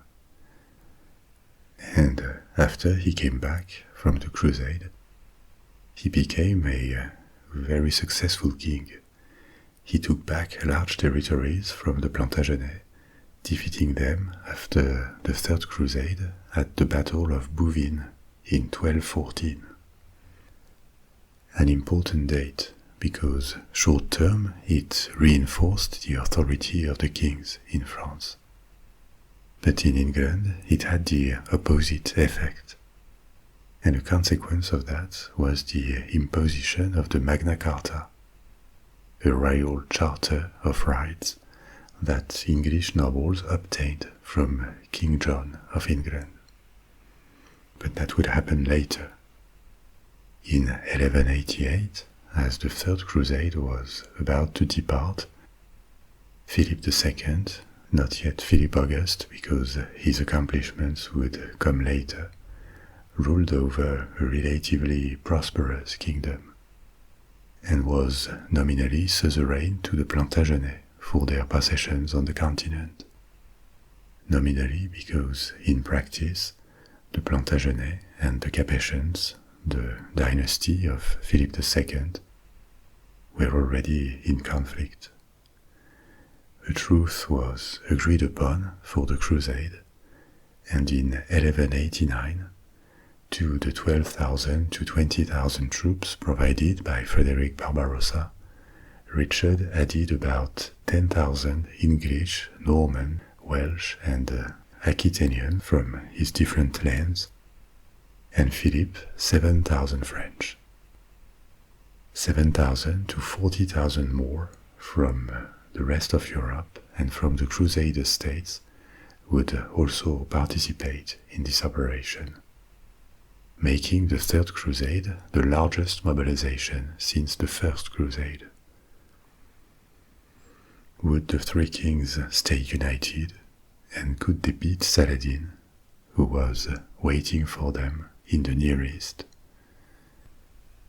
This, and many more ulterior events, is what we will explore in the third and final part of this story.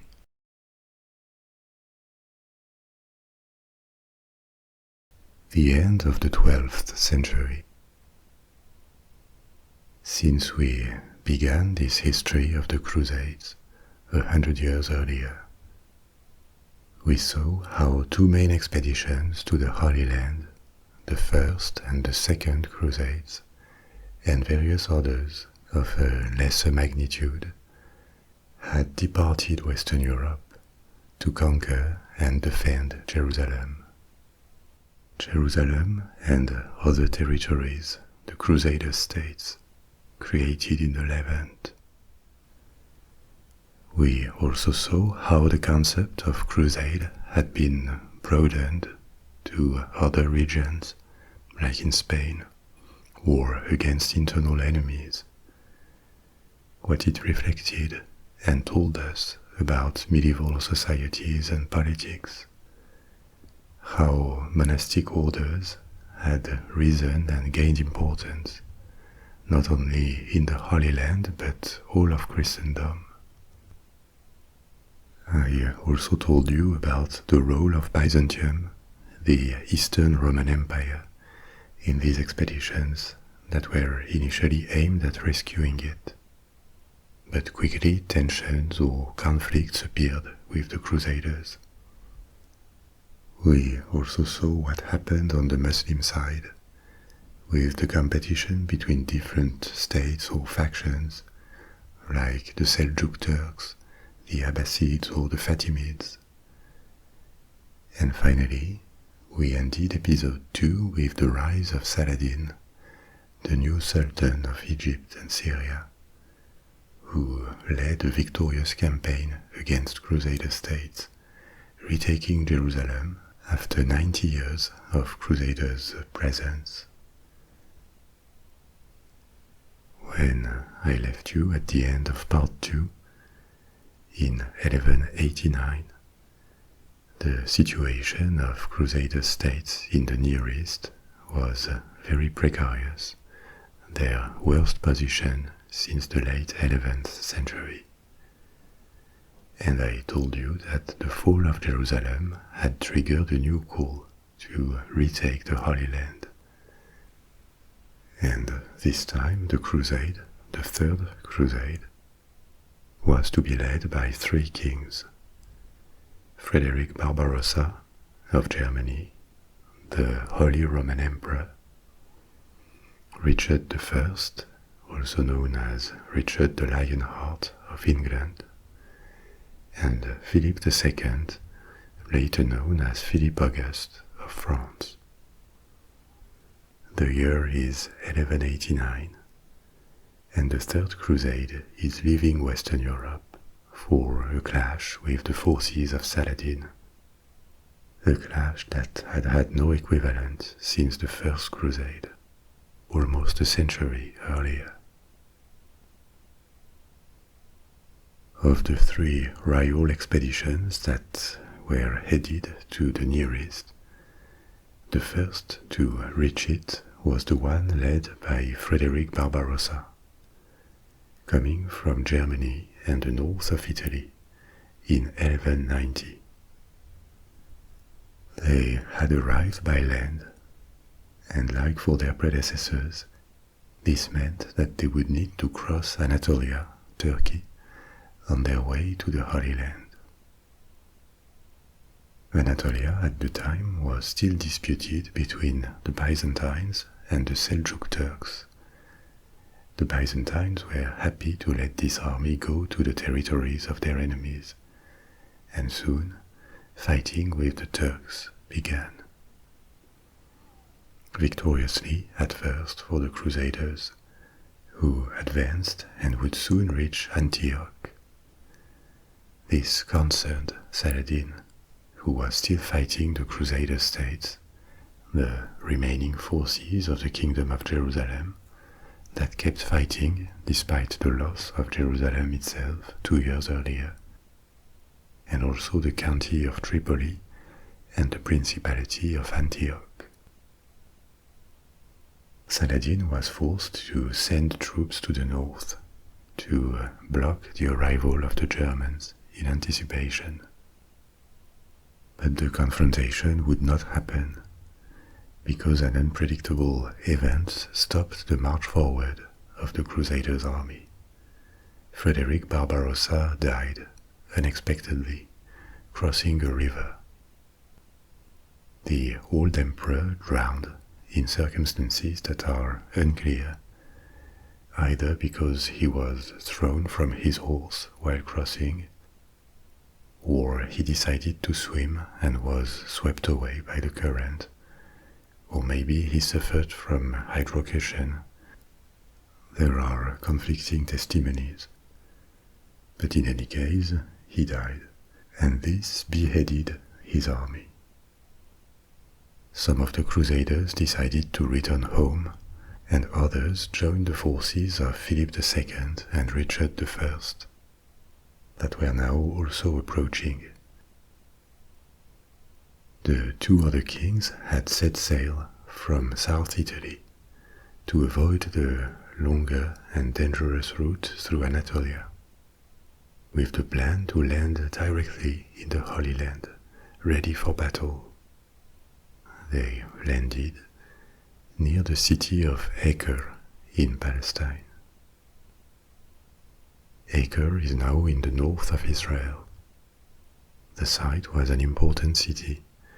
It still exists, and it is one of the oldest continuously inhabited settlements in the world, because its location was strategic, with a natural harbor and just on the coastal road of Palestine. The remaining forces of the Kingdom of Jerusalem had tried a counterattack in Acre that they were besieging with their Crusaders' allies, including monastic orders like the Knights Templar and the Hospitallers. But their forces were insufficient to completely surround the city, and the city could also receive supplies by the sea, which is why the arrival of the Third Crusade was very good news for the attackers. Philip II was the first to land, a few weeks before Richard, and he joined the siege, starting to construct siege equipment.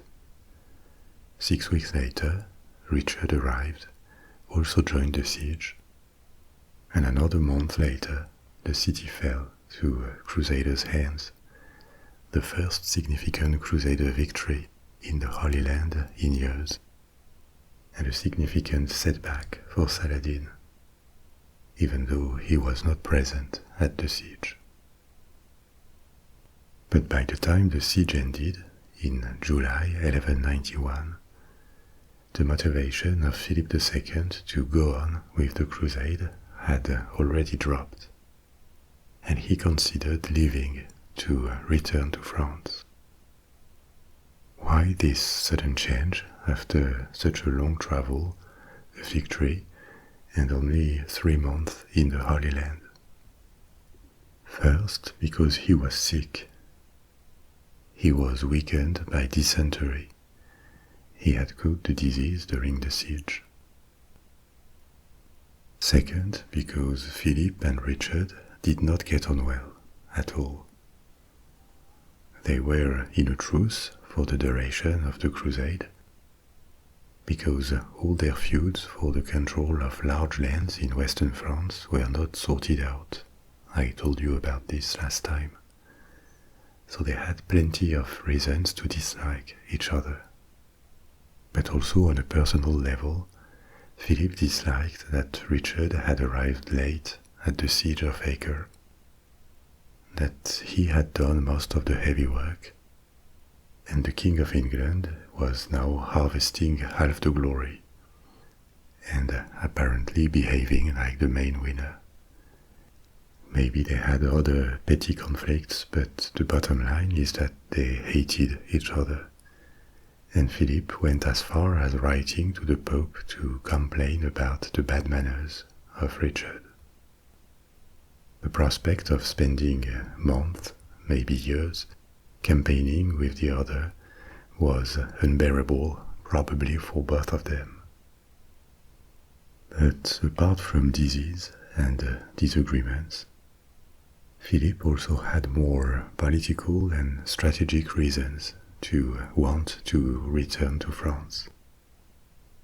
A strategic reason was that during the siege of Acre, one of Philip's most important vassals, the Count of Flanders, had died. And this death was bad news for Philip. It threatened the balance between his vassals. The succession that was now going to take place in Flanders could possibly let this important county into the hands of the faction led by the Counts of Champagne, and threaten his power. So he felt the urge to return quickly to France to settle this succession and eliminate an existential threat for his crown. And finally, he may have had a less honorable but tempting idea. Richard was in the Holy Land, and if he stayed there for a few years, or even better, if he died, that would let his possessions in the north of France undefended, especially the Duchy of Normandy, which was the historical base of the kings of England since William the Conqueror. And indeed, this is what would happen years later. Richard did not die in the Middle East, but Philip would retake by force more than half the possessions of the Plantagenet family on the continent. But for now, Richard the Lionheart remained in command of the entire Crusader force. Philip left an army of 10,000 behind him under another one of his vassals, the Duke of Burgundy, with instructions to keep fighting alongside Richard.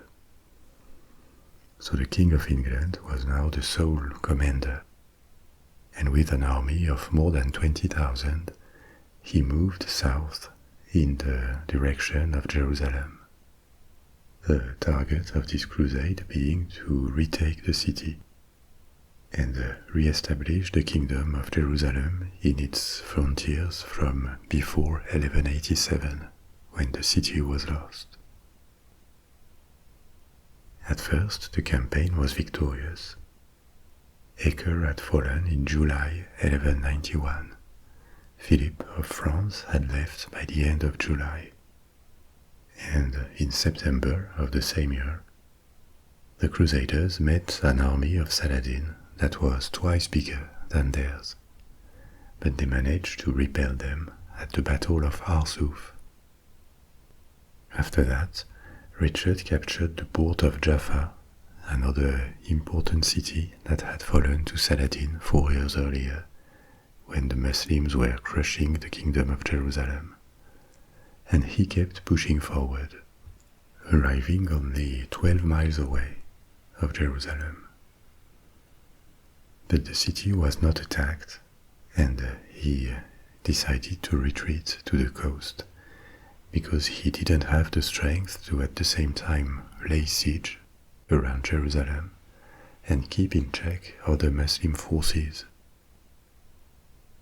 The following year, 1192, was less favorable for the Third Crusade.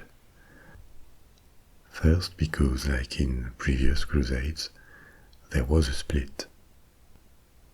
The leader of the French faction of the army, the Duke of Burgundy, who had been left in charge by Philip II, you remember, wanted to directly assault Jerusalem.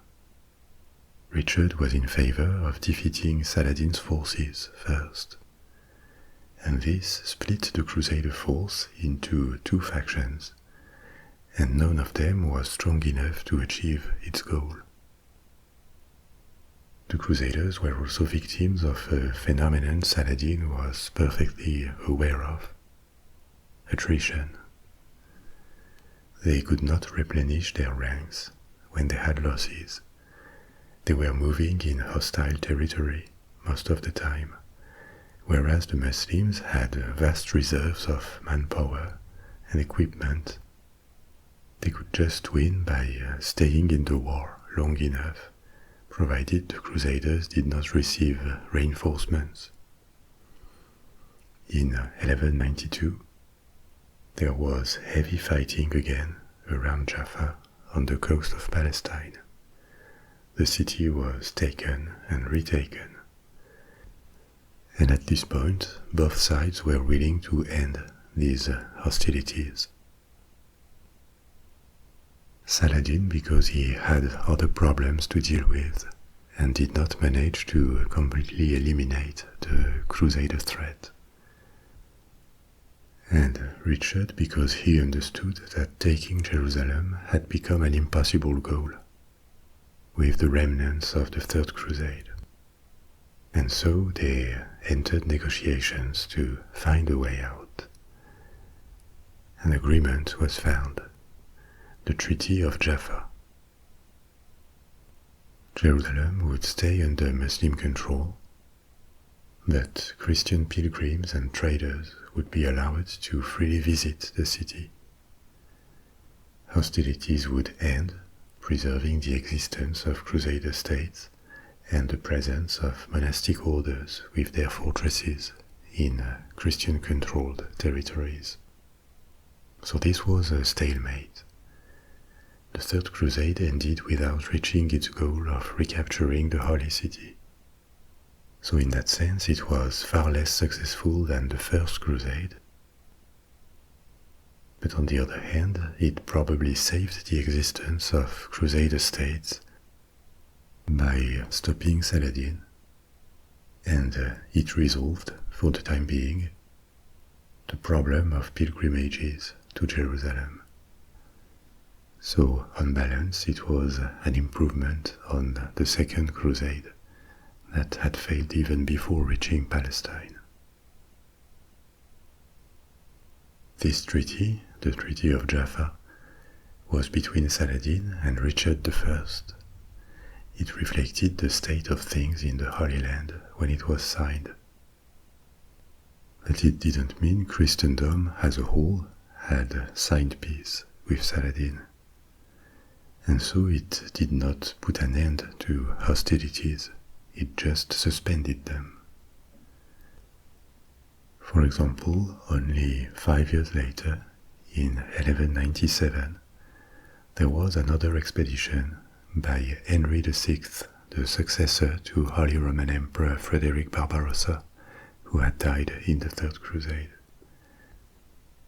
And the following year, in 1198, a new pope, Innocent III, announced a new crusade called the Fourth Crusade. In the meantime, on the Muslim side, Saladin had died shortly after signing peace with Richard the Lionheart. But his sultanate remained.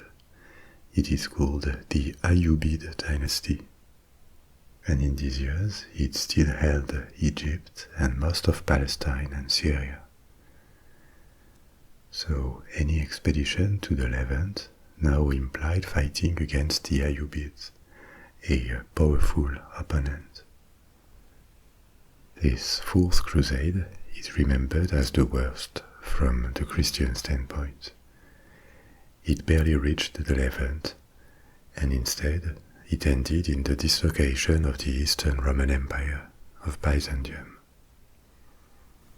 What happened is that the different leaders and their forces that answered to the call remained disorganized for several years.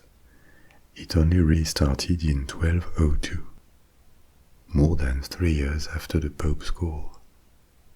And these forces went on separate routes, some coming from Flanders or the south of France, sailed to the Holy Land, where they fought but did not make any difference.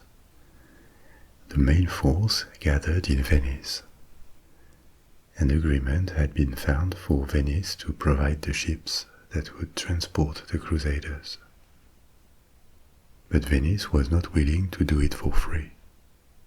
The city wanted to be compensated, and as no one was willing to pay, the Venetians proposed that their city would be paid with the profits of future conquests, beginning with the seizure of Zara, a city in Croatia on the coast of the Adriatic Sea. Zara was a Christian city, and taking it had nothing to do with the goal of the Crusade. which was officially, once again, to retake Jerusalem. The capture of Zara only served the expansionist views of Venice. But so it was done, and the crusade was transported to Croatia as mercenaries to fight for Venice in the siege of Zara. This was the price to pay for Venetian ships, and the Crusaders had accepted to pay it.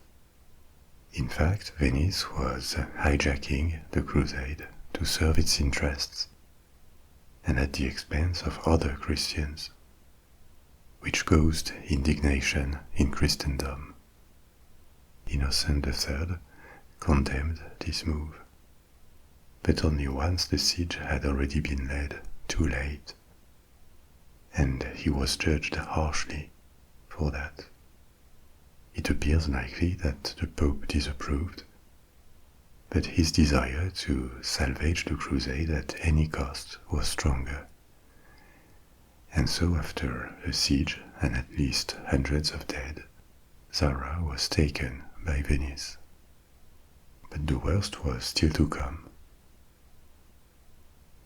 After that, the Venetians took the army to Constantinople by sea.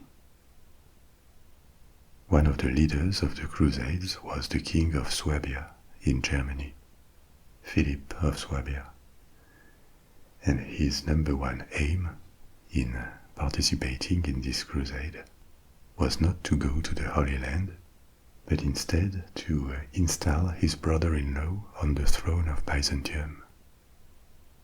His brother-in-law, Alexios IV, was the nephew of the reigning emperor, Alexios III. He was a pretender to the crown of Byzantium. The pretender had no fortune or army of his own, but he made big promises to the Crusaders if they helped him take the throne in Constantinople.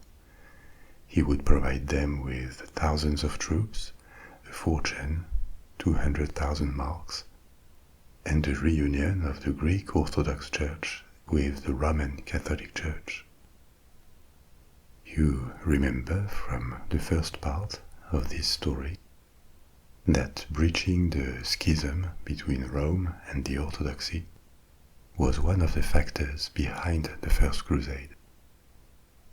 The First Crusade was also a relief expedition for the Byzantines that had been overwhelmed by the Seljuk Turks.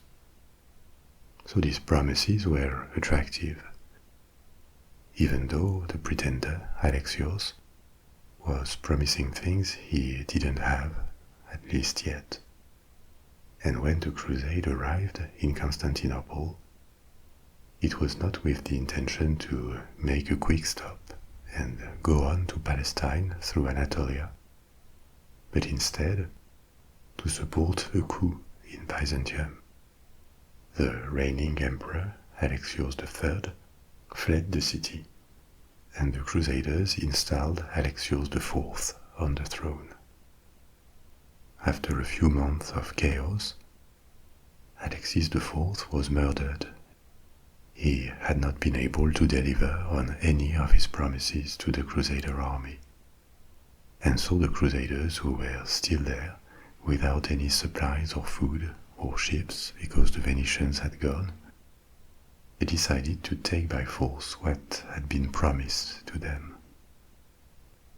Constantinople was sacked for 3 days, including the pillaging of churches and the killing of thousands of Greek inhabitants.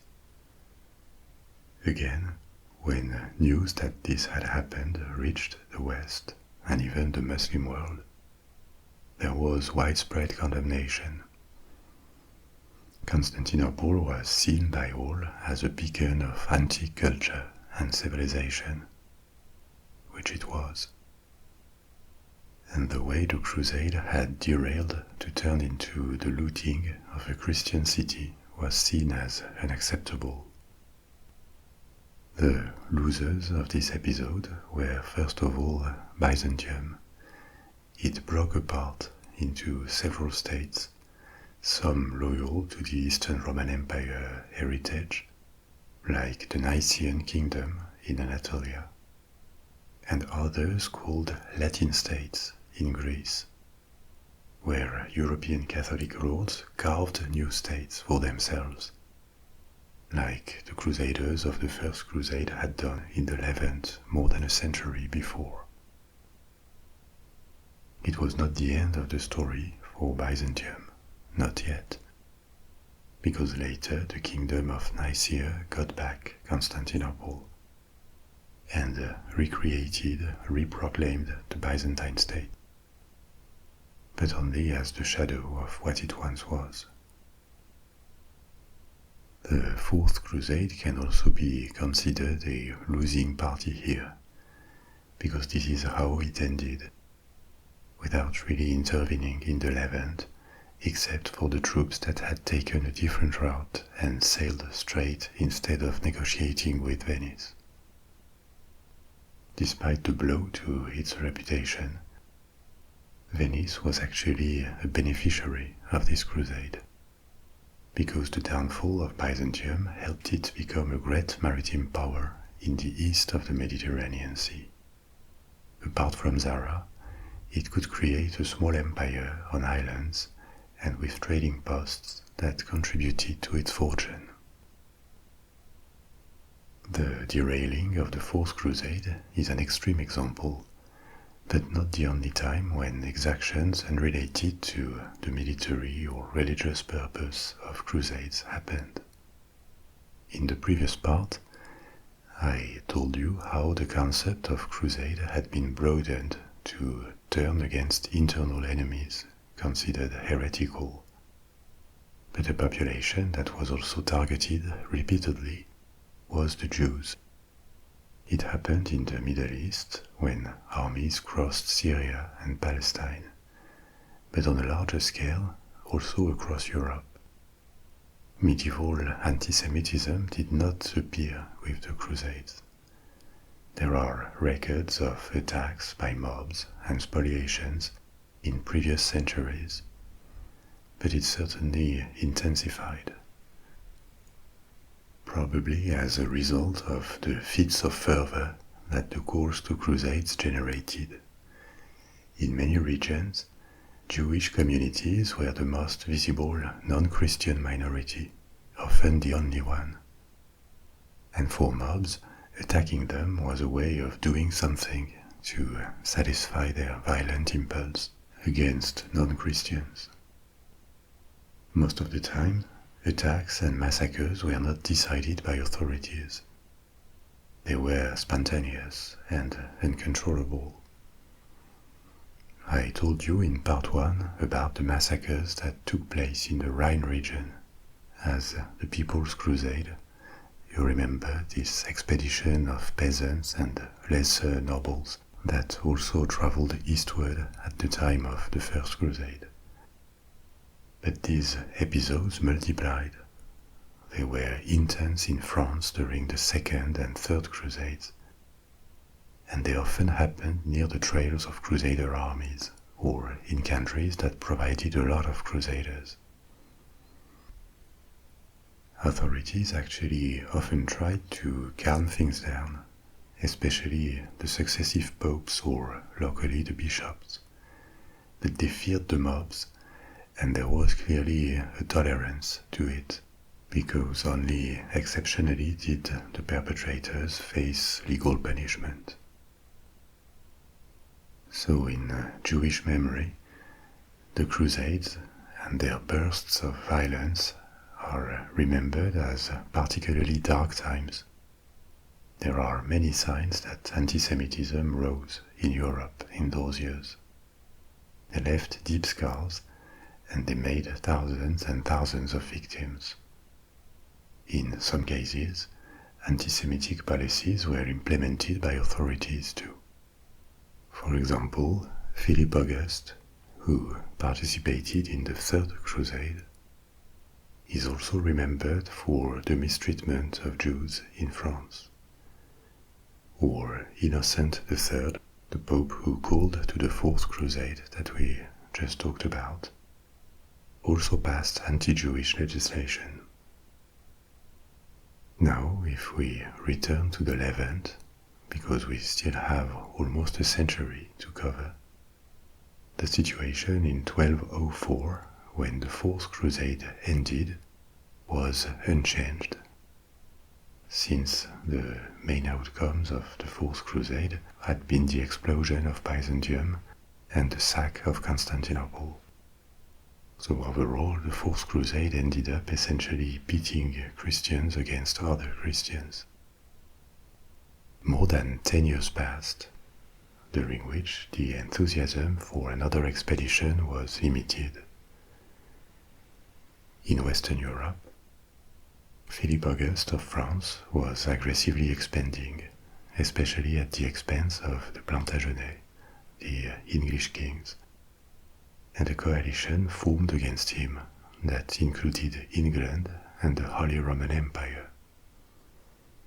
He came out of it victorious, but obviously this long and costly war meant that several of the larger states in Christendom were not in a position to launch any faraway expedition.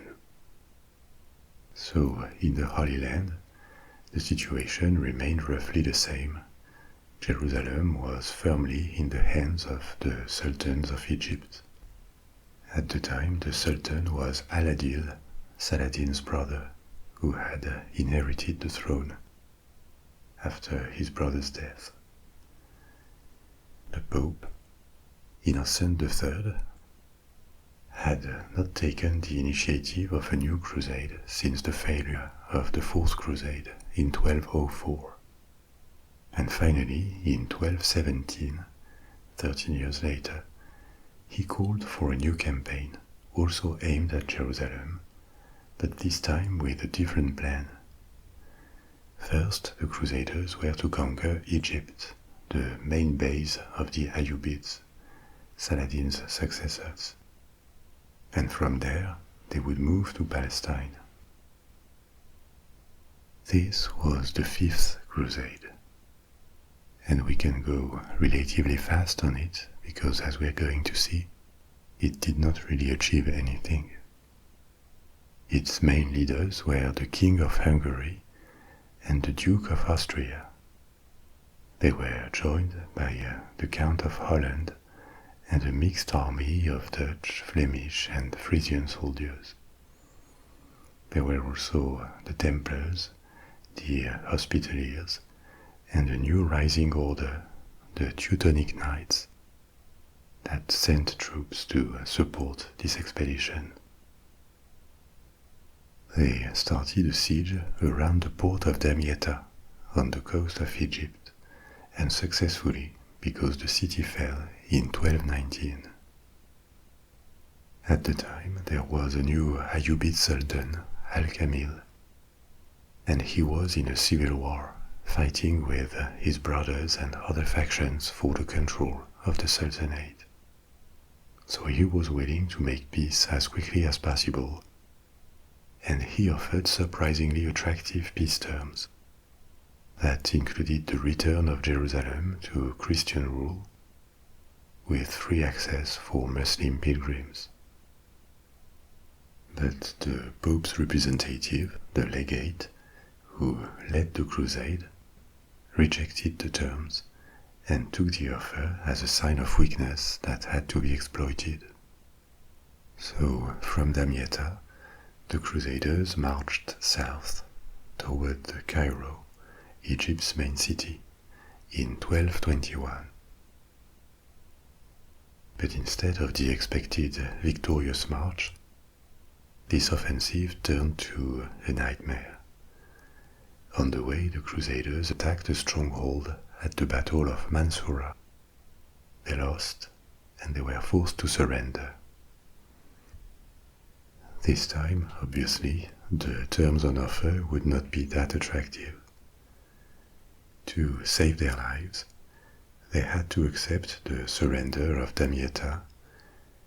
They also had to accept to leave Egypt altogether. And obviously, Jerusalem was now off the table.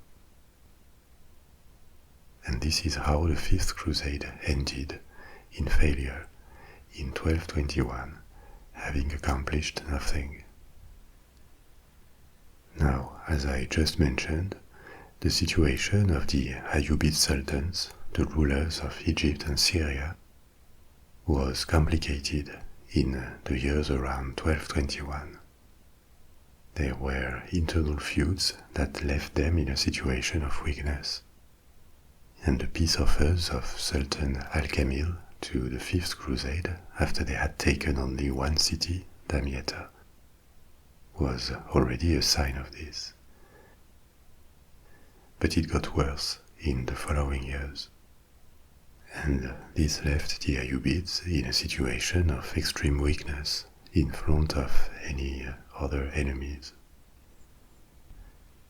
In Europe, Philip August had aged and was now approaching the end of his reign.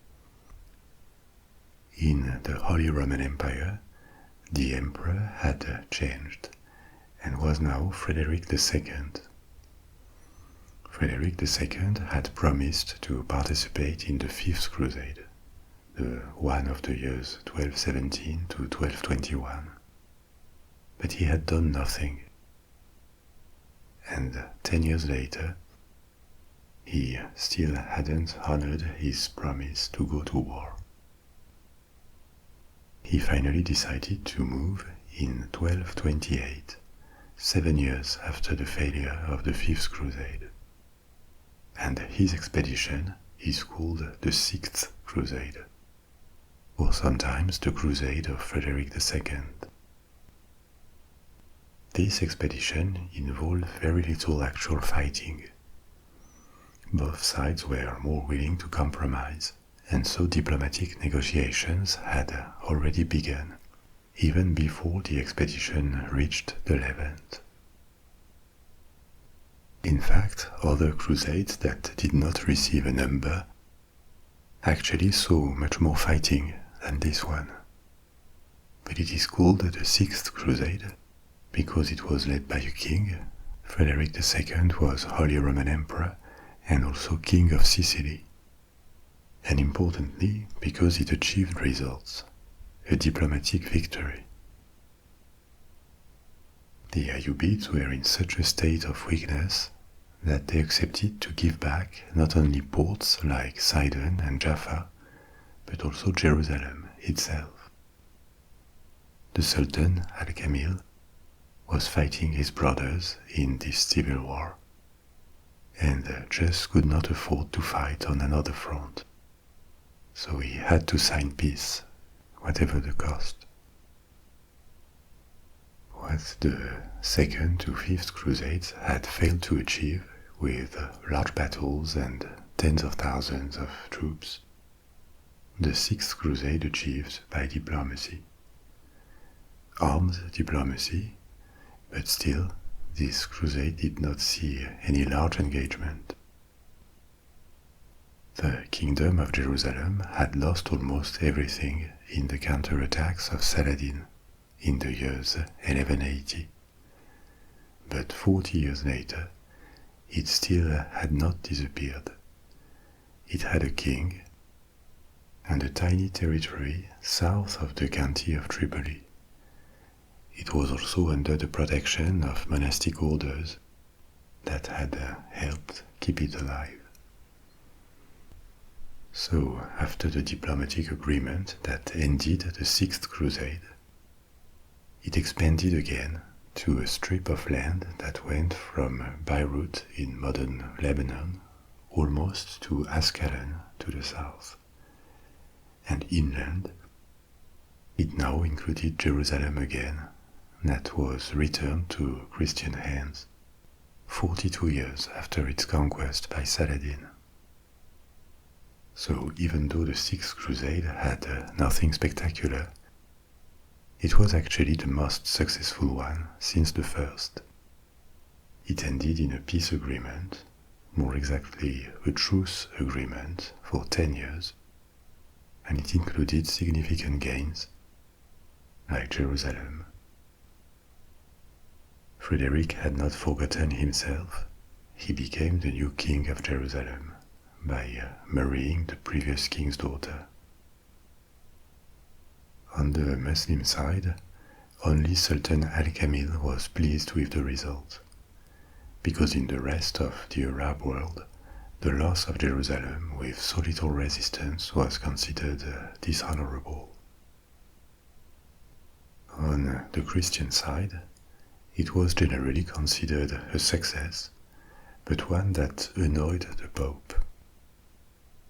Even before, and it went on during the Crusade, Frederick II and the Pope were in open conflict, to the point that before sailing to the Levant and achieve this crusade, Frederick had been excommunicated by the Pope. But despite this excommunication, he had been successful and recovered Jerusalem. This made the Pope look powerless and on the wrong side of history, or worse, not in God's favors. So he wasn't pleased with this success, and finally, a year after the Crusade, he had to lift the excommunication. It is another story, but the rivalry between Frederick II and the papacy did not end there. It turned to a long conflict in which the popes ultimately prevailed. But before that, Frederick was excommunicated 3 times, and there was even a call to a crusade against him. But returning to our topic, this revival of Crusader states after the 6th Crusade, with the first significant expansion of the Kingdom of Jerusalem in 40 years, this kept the flame alive across Christendom. Several years passed. There was this truce signed with the Sultan, but new expedition projects appeared in the years 1230, especially this time in England and France. The Anglo-French War was mostly over at this point. Philip August had died in 1223, leaving France larger than ever, mostly at the expense of the Plantagenets, who only had Aquitaine left in the southwest of France. Hostilities between the two kingdoms were on hold, and the nobility on both sides was now in a position to look overseas.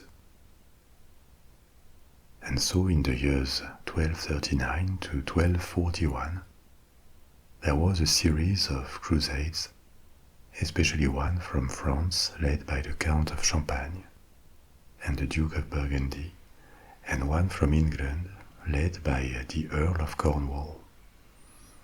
These expeditions are called the Barons' Crusade, and they were successful at re-expanding the Kingdom of Jerusalem a little bit, to the south and inland to the east. So that by 1241, the situation for the Crusaders looked better than it had since the rise of Saladin. They hadn't returned to the frontiers of 1099 after the First Crusade, they never would. But they had got back not only Jerusalem, but also several strongholds and cities that gave them a bit of strategic depth. However, this positive feeling was not going to last very long, because far to the east, a shockwave had reached the Middle East, and its repercussions were about to reach them. The Mongol invasion.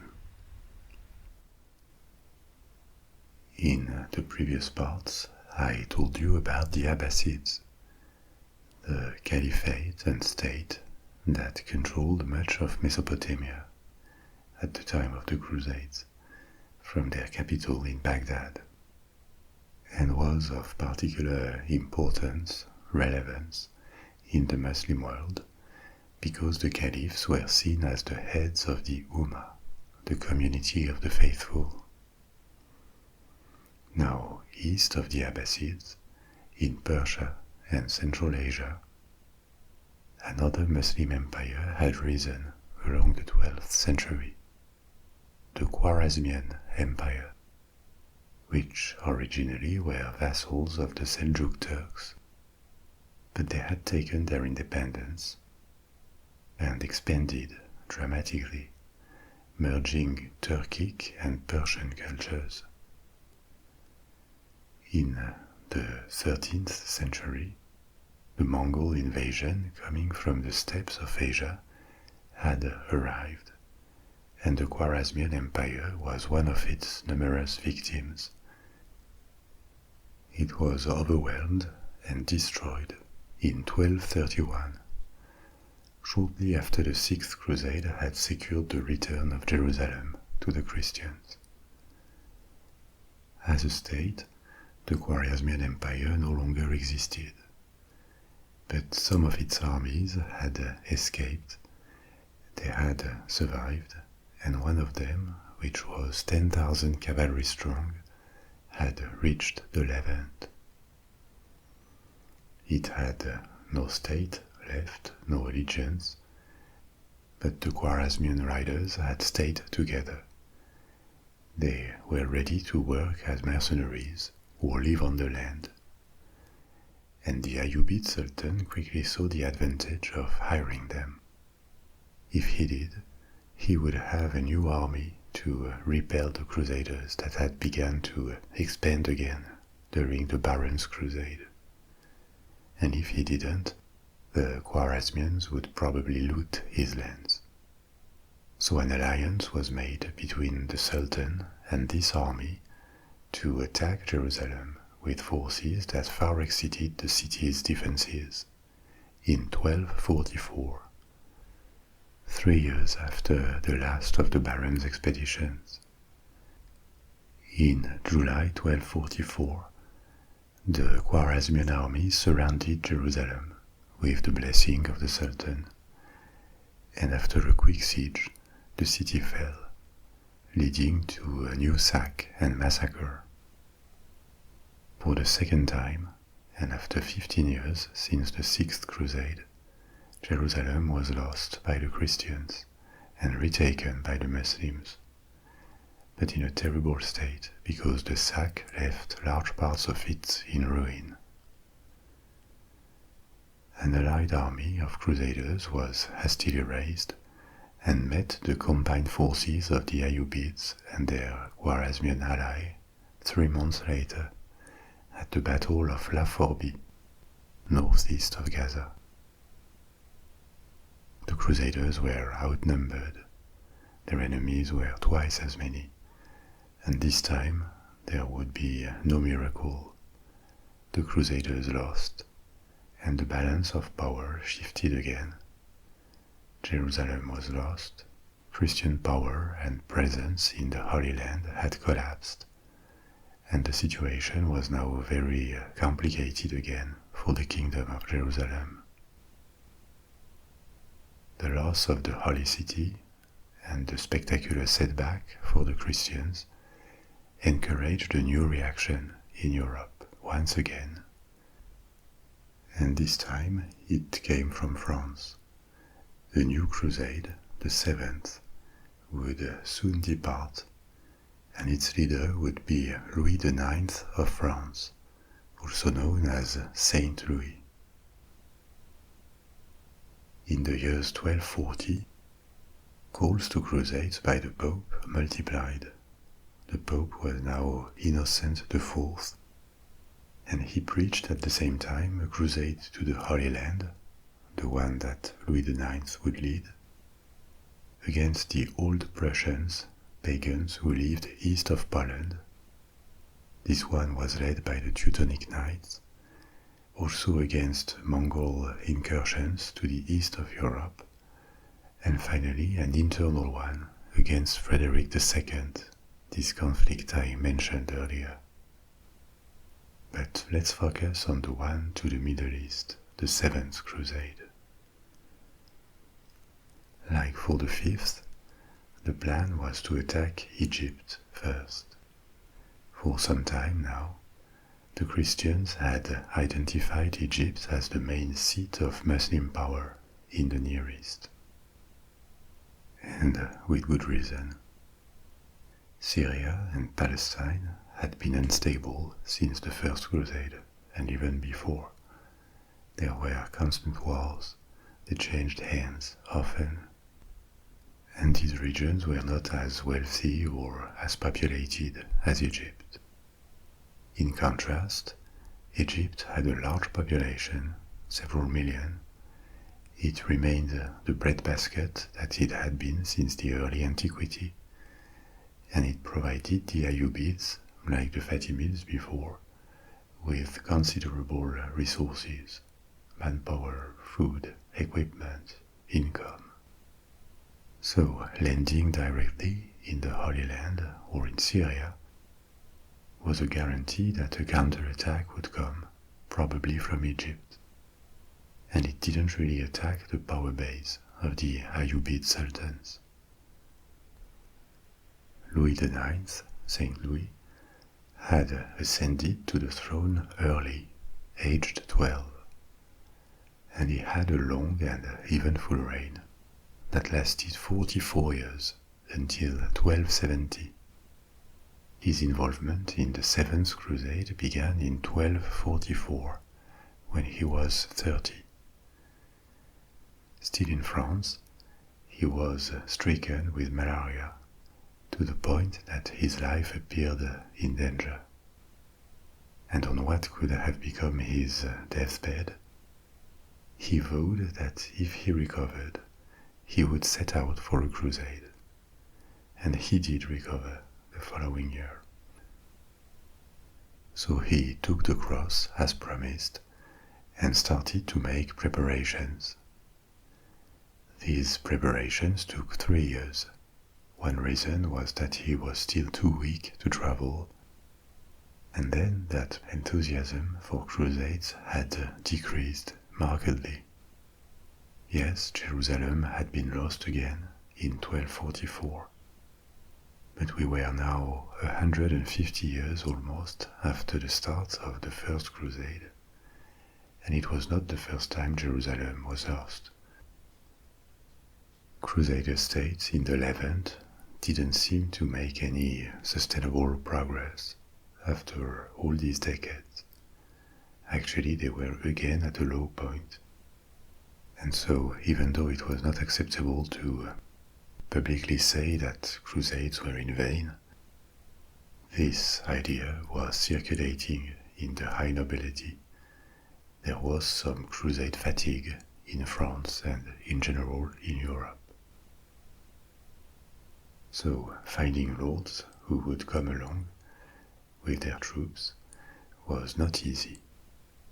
Finally, the Counts of Provence and Artois, and a bit later the Duke of Burgundy and an English detachment joined. Luckily for him, Louis IX had large human and financial resources. The 13th century was a period of ongoing prosperity for the Kingdom of France. It had been expanded by Philip August at the beginning of the century, and the development of cities or the expansion of cultivable land that I told you about in the previous part went on. This prosperity was reflected in architecture.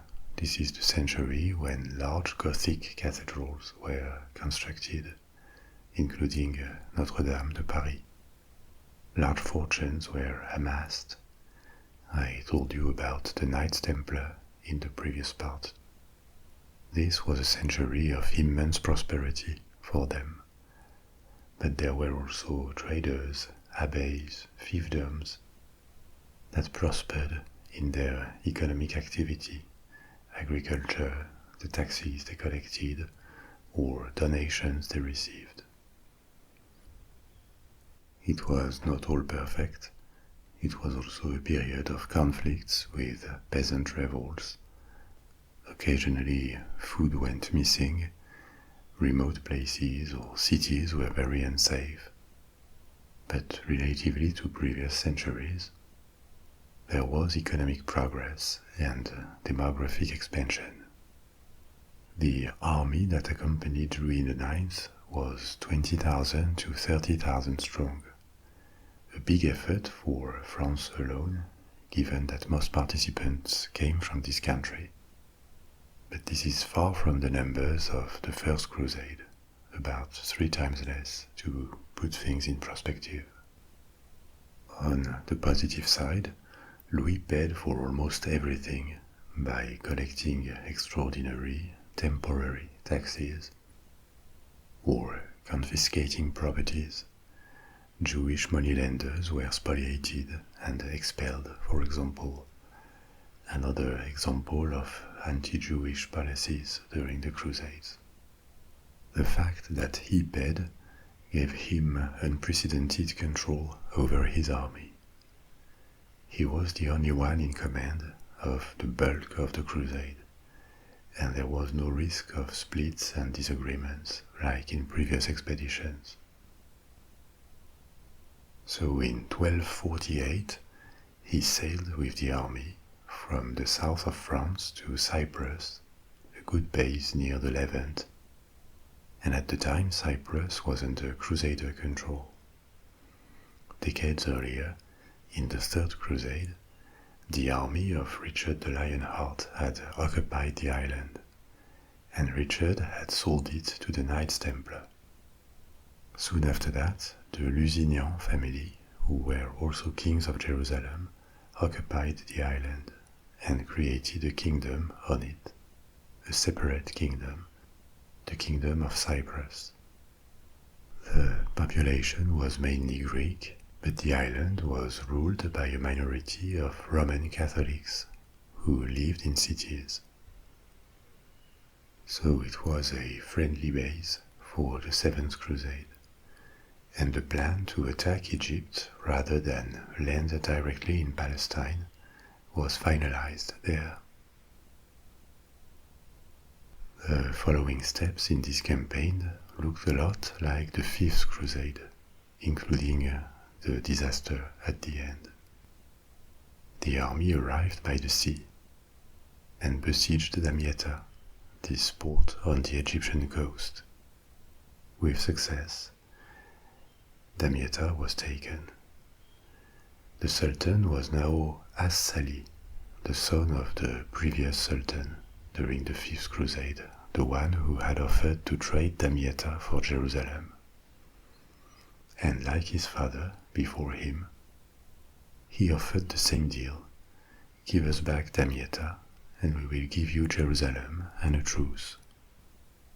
The offer was less attractive than during the Fifth Crusade, because at this point Jerusalem was still in ruins and hard to defend. But in any case, like in the Fifth Crusade, the offer was rejected, and Louis IX advanced towards Cairo. This implied fighting the Ayyubids again, at Mansoura, the place where the Fifth Crusade had been destroyed. But this time, after 6 weeks of intermittent fighting, the Crusaders were victorious. A victory that was only temporary, because a few weeks later, as Louis IX was looking at how to keep advancing and how to take Cairo, another battle took place, the Battle of Fariscourt, and it was a disastrous defeat for the Crusade, so disastrous that Louis was made prisoner. The king was a very valuable prisoner, and the Ayyubids used him and other captured lords as bargaining chips to recover Damietta and receive a large ransom. A ransom that the Knights Templar agreed to pay, they had the means, and this was how Louis IX was released from captivity. In 1250, 2 years after departure, the crusade had failed. It had achieved nothing and cost a fortune. But Louis didn't leave immediately. He stayed 4 more years in Acre to reorganize the defense of Crusader states, and also because all hope had not been lost. The news of his capture had reached France. There was no money or motivated lords left to send a rescue expedition, and other European kings were certainly in no hurry to help him. The King of England, Henry III, had also taken the cross in 1250, but he convinced the Pope to postpone any expedition because he didn't mind having the King of France far away and in trouble. There was also nothing to hope from the Holy Roman Empire, which was at war with the Pope. You remember there was this internal crusade called by the Pope against Frederick II. Frederick II, who died that same year, in 1250. But his son, the new emperor, inherited this war. So, no official help for St. Louis. But in the wider population, the flame of the Crusades still existed.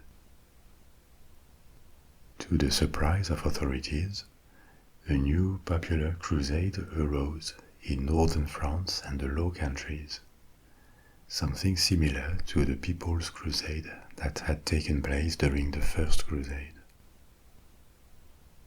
And its objectives were the liberation of Louis and reclaiming the Holy Land.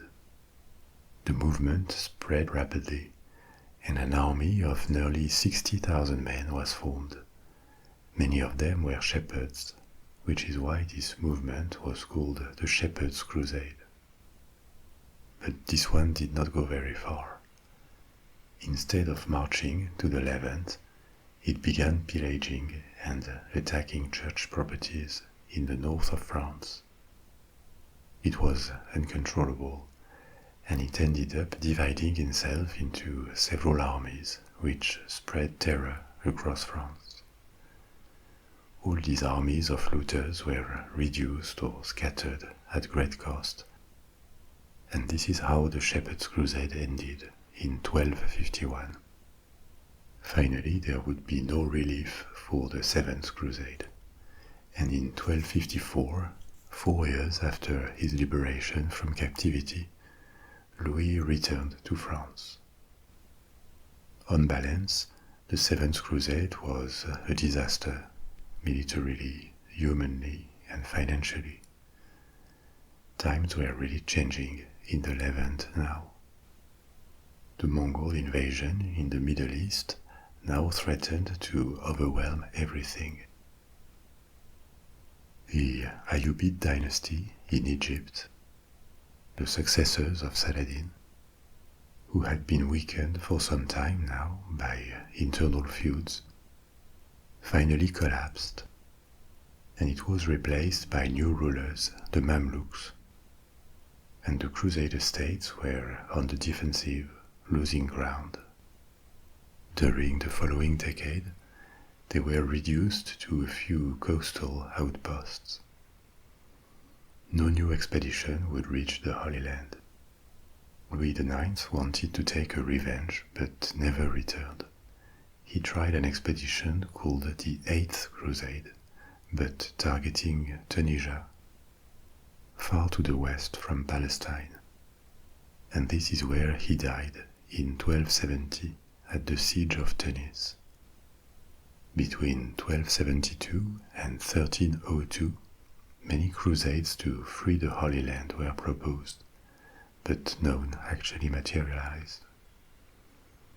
The city of Tripoli was lost in 1289, after almost 2 centuries of Western European presence, Acre in 1291, and the last Crusader bastion in the Levant, Ruad, fell in 1302. A few years later, the Knights Hospitallers found refuge on the island of Rhodes that they conquered from Byzantium. The Knights Templar would soon after be disbanded.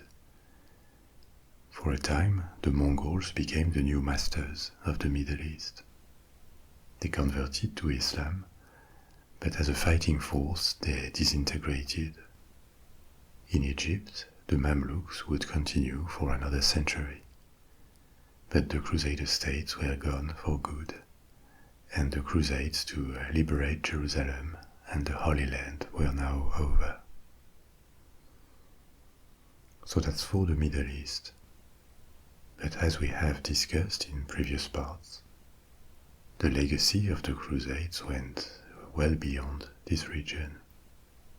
I told you about other crusades in Europe, not necessarily against Muslims, and how society, the mindset of Christian Europeans, were affected by this movement that had begun 2 centuries earlier.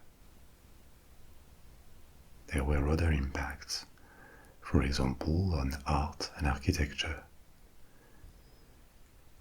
With such a long occupation and abundant travel between the Levant and Western Europe, the Crusades favored a synthesis of European, Byzantine, and Muslim traditions. It can be seen in the military architecture of the Crusader states, fortresses and castles that influenced European castles for the rest of the Middle Ages, with innovations or techniques taken from Byzantium and the Arabs or the Turks. This also influenced monumental architecture. Until the 11th century, European architecture was dominated by the Romanesque style, quite massive with very thick walls and few windows. The Byzantines and the Arabs had somewhat more audacious styles of building, with thinner walls and columns, using their engineering and experience to build higher and in a more ornate style. This influenced the nascent Gothic architecture. There were other influences too, of course, but some of the techniques of the Gothic style were the product of this synthesis or influence that started in the Levant. Manuscripts were produced over several decades in Crusader states, in Cyprus, or by European travelers who visited Byzantium, and this also ensured a transmission of some aspects of the cultures they were in contact with. Despite the end and the failure of the Crusades to secure Jerusalem and the Holy Land, the volume of goods traded between Europe and the Middle East kept growing. Merchants ventured further to the east, and this also shaped the economy of the Middle East. Cities that were far away from the Crusades, like Baghdad or cities along the Silk Road, indirectly benefited from increased relevance in trade. And for better or worse, there is a legacy of national mythologies or tales of heroism on both sides, Christian and Muslim. Figures like Saladin, Richard the Lionheart, Godfrey of Bouillon of the First Crusade, Frederick II, owe part of their aura as historical figures to their involvement in these wars. The term crusade keeps being used, sometimes by supporters of a political Islam who encourage the idea of a centuries-long struggle against Christians. And a similar position exists in some Christian circles.